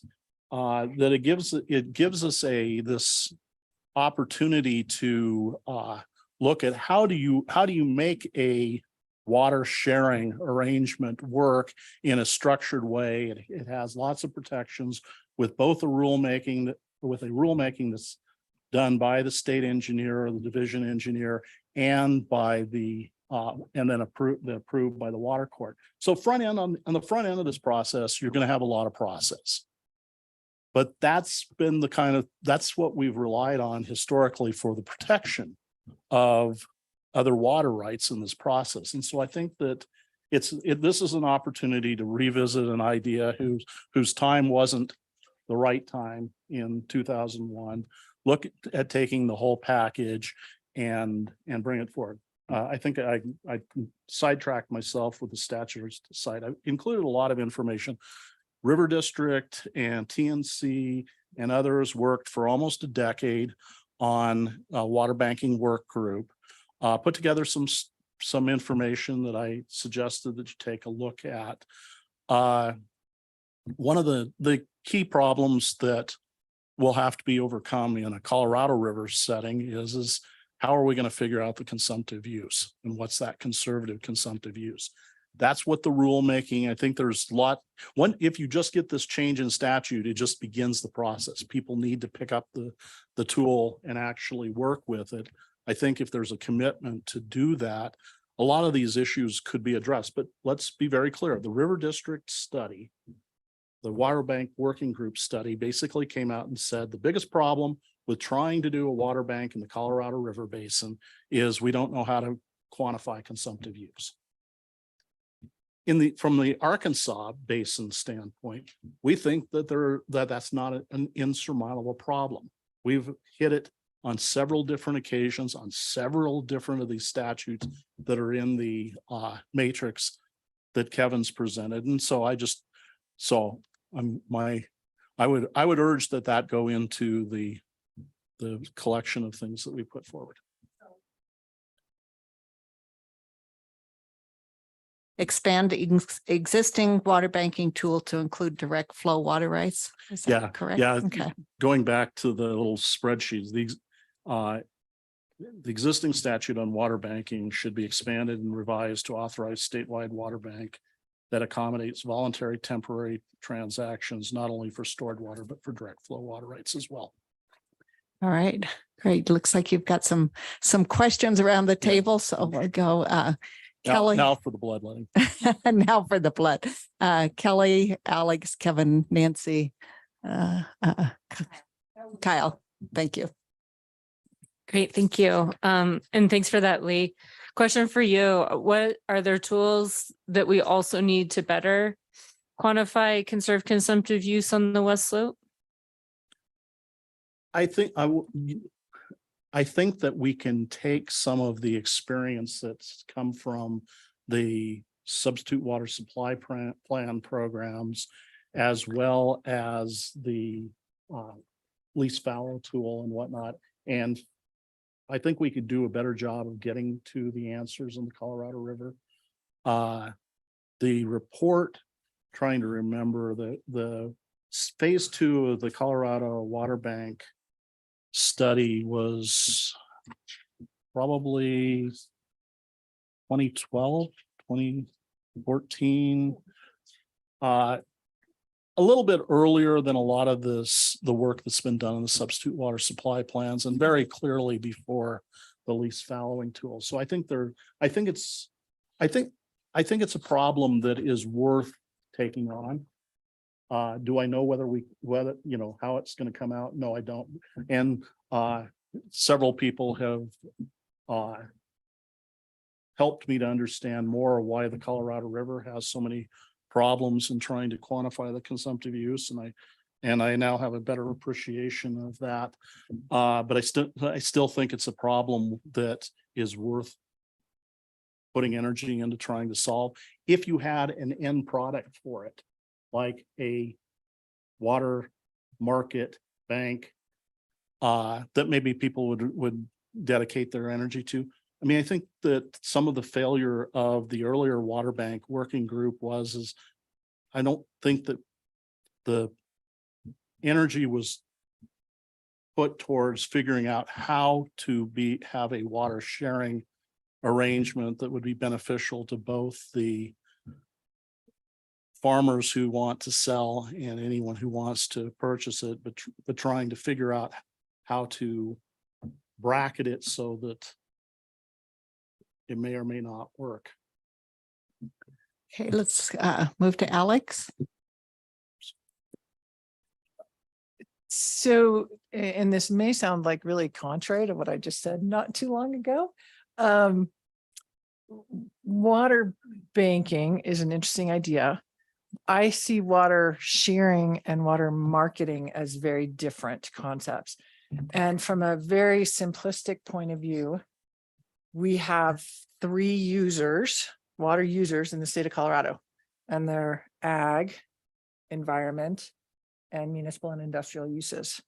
And if a water bank is about leasing agricultural water, then they're leasing it to environmental users or to the cities. And I think it would need some serious price controls, so we don't get the investors who are looking to mark up the water between the local farm and the local citizen who needs drinking water. You know, it's if the city's paying, it's the citizens of the city, the citizens of Colorado are paying for that water. And so do we want a system that allows one user to make a lot of money at the expense of other Colorado citizens? I think that's concerning, particularly with the idea that we have all seen, where there are a lot of people with big money looking to make a lot of money off of water right now. So I think we would want to explore, price controls. Who is the end user? Is it benefiting all three sectors of Colorado's water users, or is it just benefiting one at the expense of others? So I get very concerned about water markets, and then in that, and I'm just thinking drought resiliency in the state of Colorado.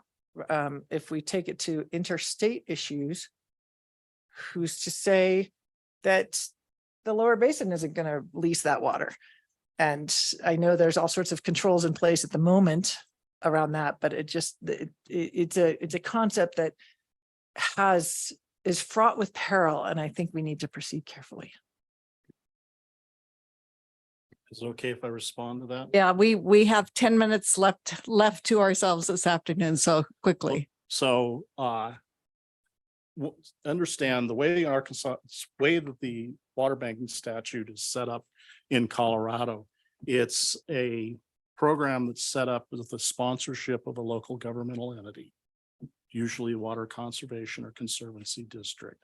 So then you're going through a rulemaking process with the state engineer so there's a process for getting the protections that you seem to think might come out of this. We know, I don't think we're going to see an expansion to interstate. Although the interesting question is, so the system conservation pilot program has been very difficult for Colorado water users to utilize. And if you believe that the SCPP is a good idea, I don't know. Having a system already in place that could actually just work with the UCRC and the state on doing that might alleviate some of the problems that we've seen in the program over the years. But again, I think, knowing that it's going to be a sponsored bank by a local governmental entity allows you to take into consideration some of those price controls. I think are a different issue. I don't know. That's a very tricky discussion. But there are other controls that are more effective that we were able to put in the rules. If you take a look at the Arkansas Basin rules. Thank you. All right, let's get these last three comments out on the table. So Kevin, and then Kyle, and then Nancy. Quick question, Lee. The water banking program, I think you've described it as some good structure, some good process, and maybe rulemaking, certainly rulemaking. But would some of these water sharing mechanisms, like I brought up, feed into that and be sort of under an umbrella of water banking? I think that there's a real possibility for doing that. And again, so it's the weird thing. We put this together in 2001, and then all these other mechanisms got added on at a later date, and there was never that effort to try and make them all go together. And like I said, between a new initiative to build a pipeline to take clean water to the lower Arkansas Valley, and Steve Arbuskau leaving for the Dolores, that Southeastern's energy got sapped elsewhere. All right, Kyle, and then Nancy. I think my question was the same as Kevin just asked. I'm just struggling to see a difference between a water bank and various mechanisms that are already in place that allow for direct flow rights to be temporarily changed. Or I think, and it's really the structure. What I'm trying to do is to build a structure that people can use. At least that's my thinking is that part of the problem, and obviously there's some of them, this SWSP works how it works and has been fairly effective. Most of the other tools don't seem to get off the ground substantially. I mean, lease fallowing in the Arkansas Basin, but that's because the Lower Arkansas Valley District created a company to do that. And I do think there are issues there that I'd like to manage better. And I think that maybe a water bank would be a good way to do that. But I would really see these other things feeding into helping make it workable in this context of being able to have a controlled market. I'm going to be short and to the point because I don't follow this well enough, because the last I followed the water banking, we were totally opposed to it. And the questions at the River District was where I ended. And so I haven't kept up, and I didn't realize from looking at our list that we would be getting to the water banking discussion today, or I would have done more work, Lee, and I would have read the stuff that you sent us. But I need to go back to my people and see how it fits in with what Kevin just shared today. So all my point would be is, can we move this on to do it further next meeting? Well, yes, we certainly can't finish it today, I think is correct. So we do have water sharing on the table. We've got water banking on the table. It seems like there is enough interest to leave those both on there and see if there are either tools or ways to remove barriers if we want to proceed with those. So good suggestion. And Orla, I'm going to just turn it over to you to see how you might like to proceed with bringing up tools for stream and riparian. Okay. In 6 minutes or less, I'm sure we can cover everything we need to do. So first of all, I just want to acknowledge there's so much great information in the tool spreadsheet. I do think some of it falls into the category of leveraging the tools we already have. So I think there's wonderful ideas in there, and I'm not going to talk about them now because I think we want to be kind of laser focused on our recommendations for legislation. I also just want to acknowledge what Nancy brought up a long time ago, which was there are examples of great projects that have been done with ag and good partnerships all around the state. And I think there's a lot more we need to do as we look around the state at the rivers and everything else. So I had 2 quick suggestions that I'm going to throw out here. And I'm not sure we're going to have time for everyone to weigh in, but at least we can get the conversation started. Just to put some specifics on the stream and riparian area management tools. So one idea or one suggestion to consider is looking at House Bill 2011-57, which is the temporary loan program that Kevin didn't bring it up earlier, but it was on his tool spreadsheet, I think, and also on mine. So that loan program can be used for enhancements to preserve and improve the environment where there are decreed in-stream flow rights, but only where there are decreed in-stream flow rights. And the statute that passed in 2020 expanded the years. You did talk about it earlier. Sorry, Kevin. Yeah, thank you. Expanded the number of years and the number of 10-year periods that could be used. However, it doesn't work on any streams where there are no decreed in-stream flow water rights. And this tool could be useful on stressed main stem rivers where you couldn't do an in-stream flow appropriation and things like that. So that is one idea to think about that would require a legislative change. And again, I'm doing this very fast, I know, so happy to talk more about it. Another idea to explore is looking at the augmentation bill that Kevin also brought up earlier, which is House Bill 2010-37. Which does allow for this augmentation plan to be used to improve the stream.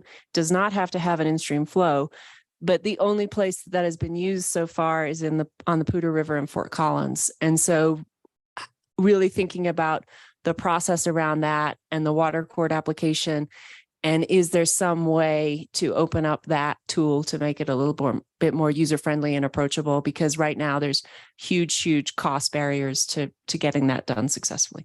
So those are just some specifics. I'm sure others have ideas because there's a lot of stuff in the spreadsheet on those tools. So I'll just stop there and answer questions or allow others to jump in. Great. Questions? Yes, Jackie. I just was curious. Could everybody give an extra 10 minutes to let you build on that concept you just threw out, or do you not want to right now? It's okay either way. I just we're all I don't want here. to curtail things, but Right. I mean, I could also flush something out and put it in the spreadsheet too. I'm happy to do that. Are we good until 4:15 and let Orla answer a few questions, build this out a little bit? We will obviously continue this discussion at our next intrastate discussion. Does that work for folks? Okay, thank you. I'll just add, I think we can leverage. I think we can leverage our spreadsheet to put some of the specifics in there, right? Right, Because I think right. that's where we've got to get to. We've got to actually start like putting the words down. So Exactly. yeah. Yeah. So happy to also do that. That's great. And I think it's helpful. We have the 5 items from last time, the 5 from this time. If folks can take a look at the spreadsheet, do some editing, do some word, put some words out there, that'll help us move forward. So Nancy, Kevin, Kyle, and Peter. Oh, okay. All right, Kevin. Just real quick, at the risk of having too many different formats, tools, well, I shouldn't say tools, but things out there for us to look at. I heard what Orla said, and I thought of it in 2 ways. The in-stream flow OG plan, could that be different and simpler?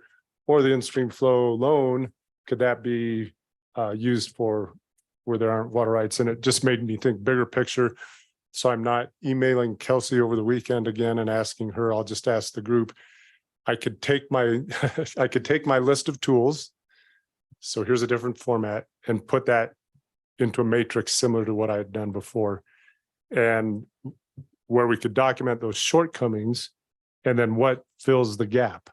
So for either one of those tools, that last column, what's necessary to make it more usable? Right. So I'll offer to do that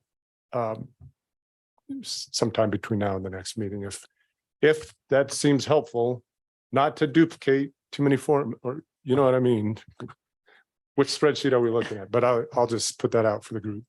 Great. I think that would be quite helpful. And I mean, we're getting a lot of stuff on the table, which is great. And I think that would be helpful. So thank you in your spare time. All right, Kyle, Peter, Nancy. Orla, thank you. And this is not this is more of a comment than a question, in that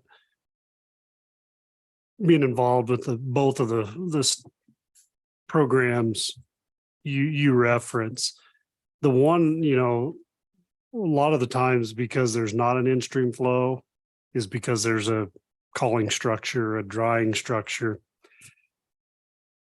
And what we've seen on the Pooter as we've tried to go through that augmentation plan, it's difficult and it is costly, not getting through the process, but getting measuring devices, getting means to get that water through a dry up point can be huge. And I know most of us in the room understand that, but I just wanted to flag it as, and again, it's not a criticism. I don't think it should be a barrier that should stop the conversation, but it's a challenge. Thanks, Kyle. Yes, lots of challenges. So I don't think any of the solutions we're talking about here today are easy, but I appreciate that. And I think we got to keep working through them. Peter. No, and Nancy. I just think it's very difficult, the amount of information that we're getting here at the table. We're throwing out bill numbers. We don't have copies of it to look at. It would help me if we would get, you've thought a lot. I know, I'm pointing to Jackie, that she'll have her wording down. She did the last in 2 weeks. She'll have wording by next week, I'll bet. But I mean, if Orla can tell me which ones you're talking about and where you're going to add different tools so that I can think it through and understand what it means to my organization. Because trying to react when you get that much information right now, I mean, like Kyle already knows, he knows his system well enough to know we have so many systems on the Western Slope. I don't know what it means to everybody. So having enough time other than the night before, I read your spreadsheet last night. I was ready, but one night is not enough to come and be ready to really have a intelligent answer. Thank you. Yeah, Orla. So I would go back and tell me, Nancy, what's the most useful thing to use. So we could talk about it in the tools worksheet, what we got right now. I can give you bill numbers. I can give you statutory references. We can link to those. What Kevin proposed links to the statutory reference. And then you can look that up if that's okay. Yeah. So we can build that out in what Kevin's proposing. It does link to what's currently listed in the tool spreadsheet around SR 8 and SR 9, but I can give you those And there's actually links to the bills in there, I believe. 1037 is the augmentation one at SR9. And then the other one, I don't have it at my fingertips, but I think it's in there. So, but we can make it more user friendly for you, for sure.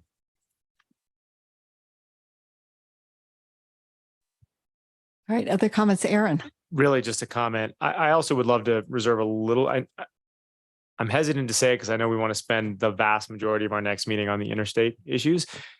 Since Orla did provide, well, we haven't gotten it yet, but I think we will get the PDF. It might be good to reserve 10 or 15 minutes next time to respond to all the good work that I imagine is in that PDF that I think might reinforce some of this stuff. Great. I think that would be helpful. And there will be a Google Word doc coming that will be a place to, for example, look at this tool for industrial water users during the energy transition so that we can see that and comment on it. We could put links into other places. So a way to get from this big many page spreadsheet, winnowing it down to the 10 things that we have on the table right now may be helpful in that as we proceed forward to Jackie. I guess my comment is a logistical one, but before that, I want to say thank you for being brave as well. Thank you, Lee. You know, we obviously could talk about this for like months, right? Every day as a full-time job, day in, day out. I'm just wondering, how do we not lose momentum here? You know, we have the gracious opportunity for a tour before our next meeting, and then the meeting. And I want to be on the record by saying that I don't like to have long meetings, but I wonder if the gathering of this group, we're missing an opportunity to not somehow try to find some lengthening of this, whether it's the addition of a virtual meeting or something, so that we come out of this really fully fleshed. I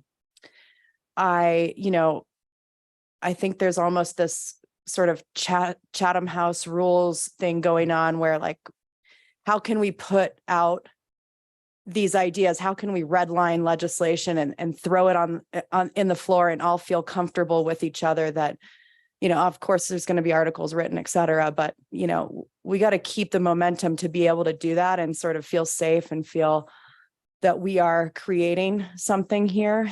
And so I'm just wondering what we do to make sure we get this work done. We're not rushing at the end, that we can incorporate exactly what Nancy's asking for. And I think what we're all eager to do, just, it's kind of hard to jump rope into it, you know?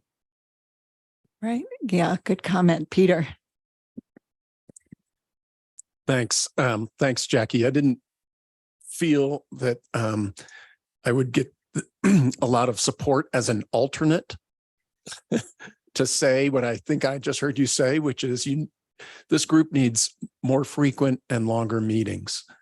And you know, I just think there's some things that it's going to take time, and you're going to have to stay late and order sandwiches or whatever to get you know, to be successful in coming to some consensus about a path forward, and regardless of what that is. And I think you know, even if I wasn't just an alternate, I would be supportive of that, although I'm no fan of long meetings either, but I just think you need more time. All right. We do have the November 9th meeting is set to be a day-long meeting in Glenwood Springs. The two meetings in October are, as you mentioned, at the in Southwest Colorado. So are you proposing we try to turn one of those into a longer meeting? I don't know what I'm proposing. I'm just, when Peter said it, you know, oh God, I meant longer or more frequent, but I mean, I don't know, like, if we can do a virtual, I know because I'm one of you, that I have a schedule and responsibilities and, you know, families, et cetera. So I'm not trying to add this, but, you know, initially we did talk a lot about virtual meetings. I don't love them. This is a much better setting, but if we have to utilize them and we can fit them in via doodle polls, however we figure that out in the schedule, you know, I'm sure we'll sit here and 3 or 10 people will say, well, I can't stay late and I can't come early and I can't do this and I can't do that. And that's fine. But how do we need to be able to spend more time. And I think frankly that the November 9th, then going into the holidays, it's too late. We're Thanksgiving and then we're almost done. So, I mean, sure, throw another one over there, but we're kind of getting to the crux of the issue now. And I don't want to just like forget about this, go into interstate and then have to come back to this conversation that I think we really got close to the edges of today. So maybe we look at scheduling a virtual meeting either between the 2 October meetings or between the last October meeting and the first November meeting to try and make more progress. Okay.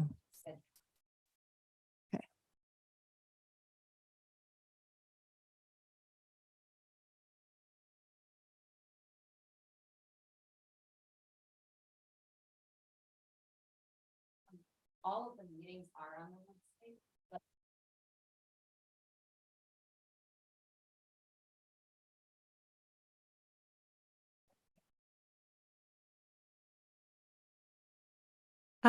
I mean, what would an extra hour help if we added the extra hour to extend to 5 p.m. for both the October meetings?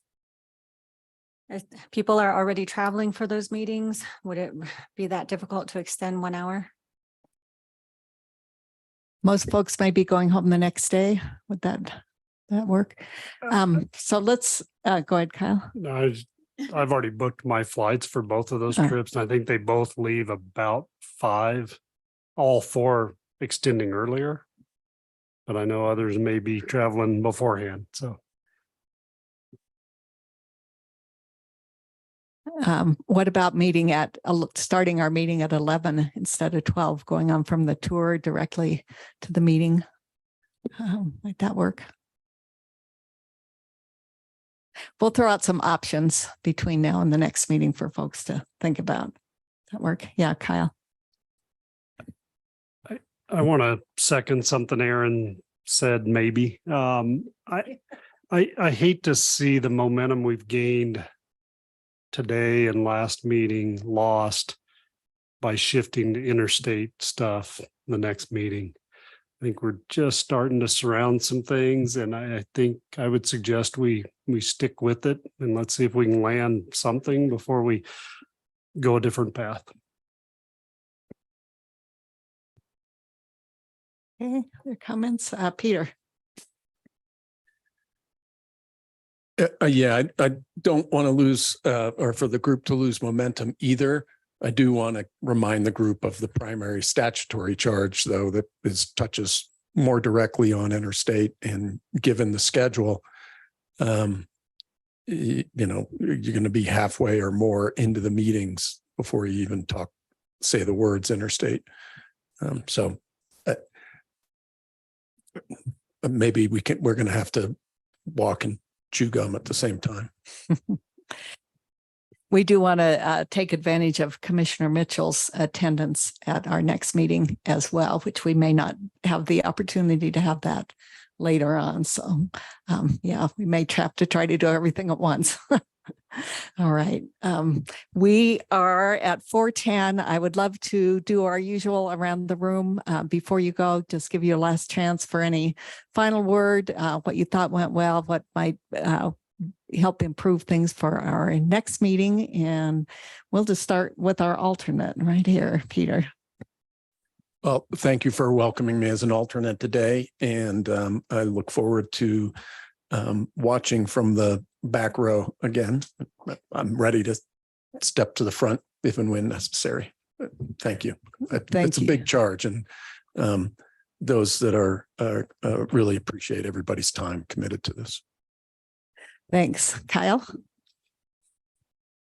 Just to thank you to Kevin, Jackie, and Orla for the time, the thoughtfulness that you put into this. It's very helpful and helped the conversation immensely. Great. Thanks, Letitia. Just one suggestion, maybe from, we come with recommendations, it's good to have ideas, but we don't want to create, the recommendation here. If there's already something that we already have, then that would be helpful. Great. Thank you. Nancy.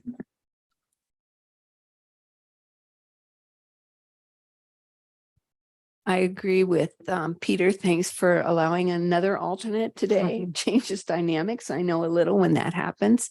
But I still worry about, we have 9 pages of stuff we haven't even talked about. And all of a sudden we do really deep dives in certain areas and we'll never get to half the stuff on these lists. So that's what concerns me. And I don't know how we cut off conversation, because it's all been interesting and deep and you guys know a ton of stuff, but we're never going to get to forest health, resiliency planning, education and outreach, municipal efforts. So, I mean, it's still, you guys have to do some in-house maybe thinking on all this, because I do agree with, we had Merritt here the entire meeting and he's concerned about forest health. And what do we do at the end of the day? We have public input and it is part of the charge.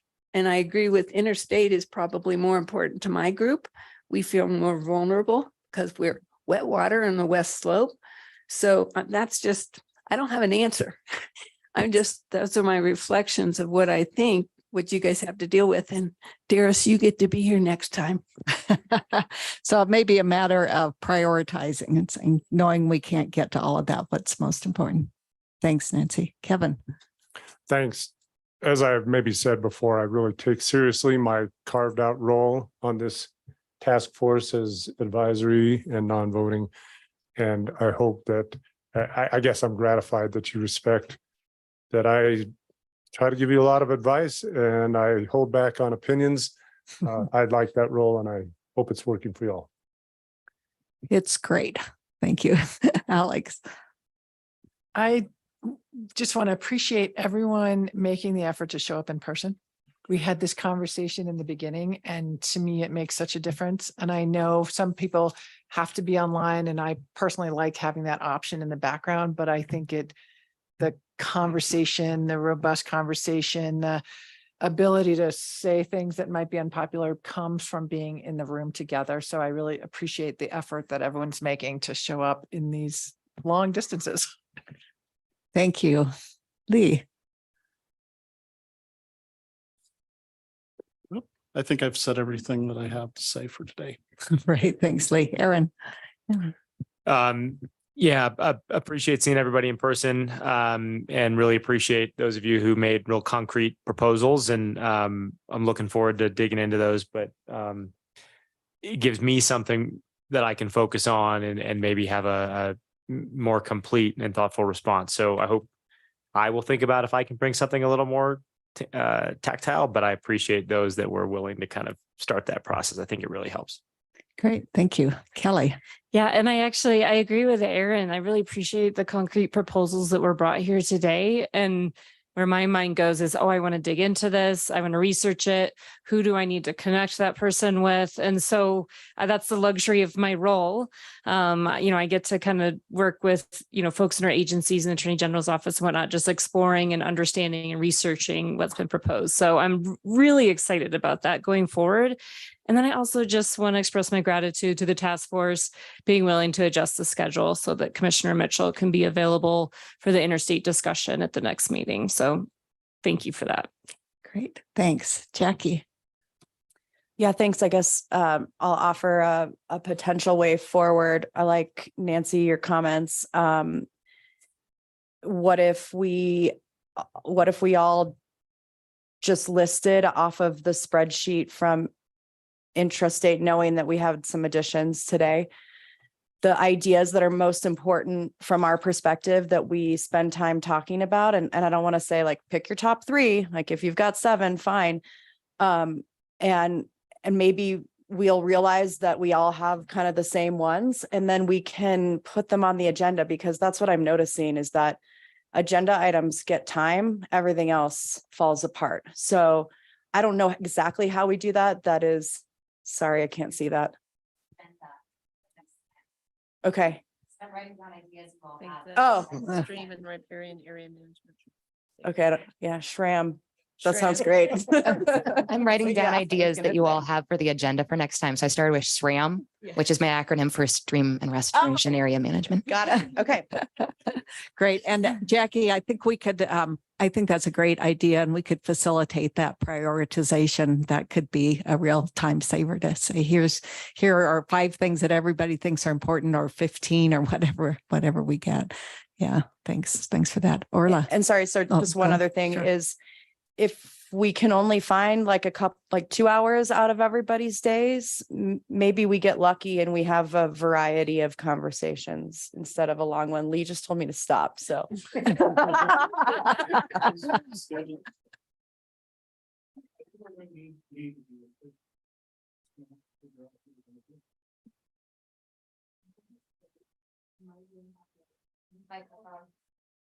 Some people have floated the idea that the task force could be extended if necessary.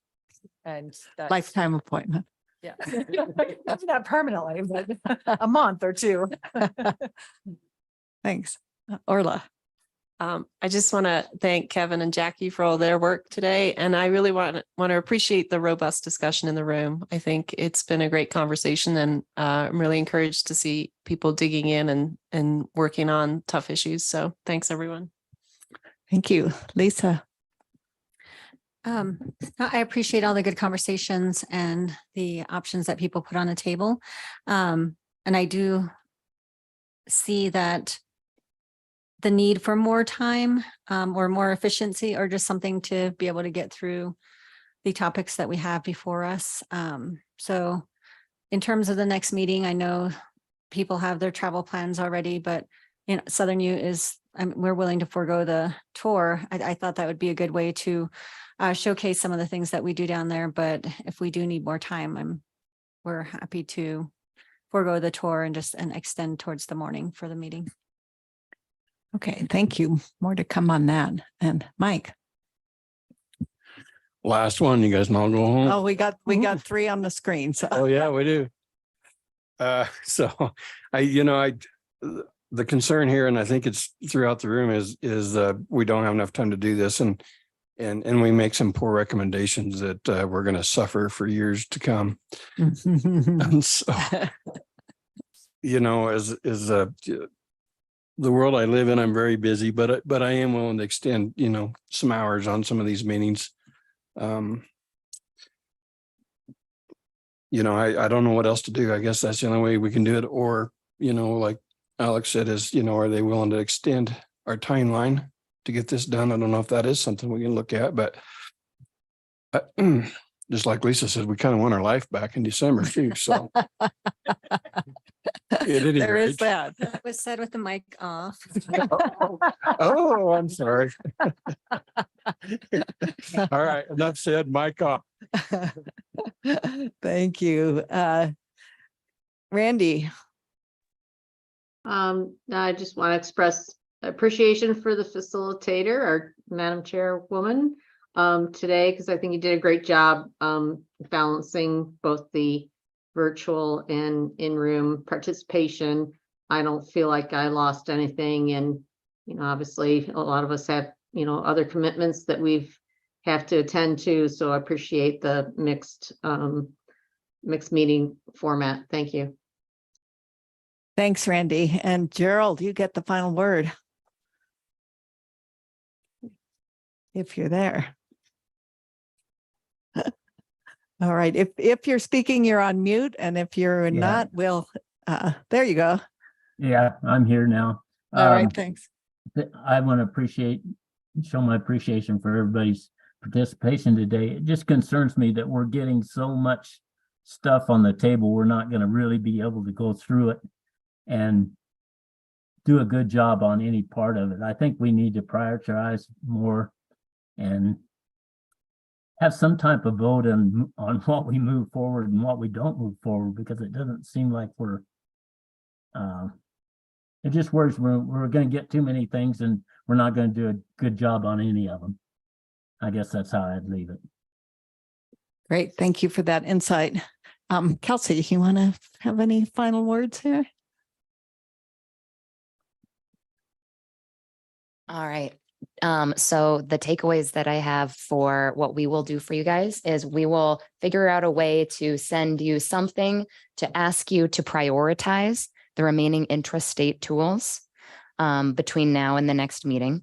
However, for the next meeting, what I took away from that was we had a request to talk about stream and riparian area management tools for at least 15 minutes. I don't know if that's enough time, going to be honest. But we also have interstate tools on the table. And what I took away from the conversation is that we still want to start tackling that next time. Okay. My question is, if there is anything else that you think that needs to be either on the agenda or specific items within interstate, please let me know between now and then. But so I'll send out that prioritizing tools thing, the tools worksheet. I will get you all access to that. And then I'm also going to create a Word doc that has a Google Doc that is shared and on the website so that you all, my voice is cracking, so you can all have that access to that. And that will have the tools that we already have decided on for further discussion on it. So you can start adding to that. So those are 3 things. Great. Kelly.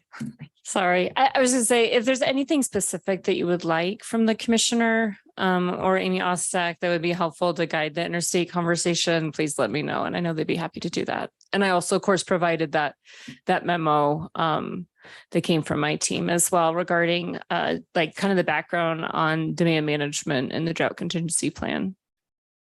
Great. All right. Well, I will just thank you all for good work today. The hours go by amazingly quickly. And I think the conversations are really good, including the public comment.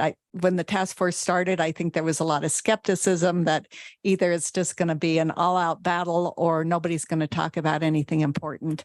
Neither of those are true. I think it's been really substantive, really helpful conversations, and has really become apparent what the connections are between all of the different water users and all of the residents in the state of Colorado and how we might move forward in the face of drought. So thank you for your good work.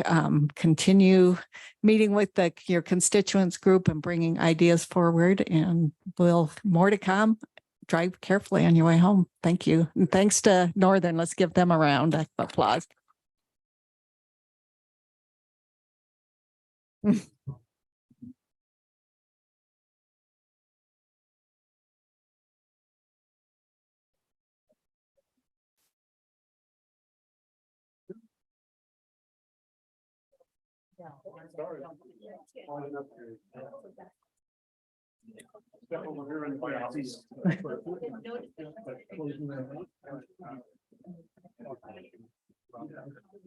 Oh, thank you.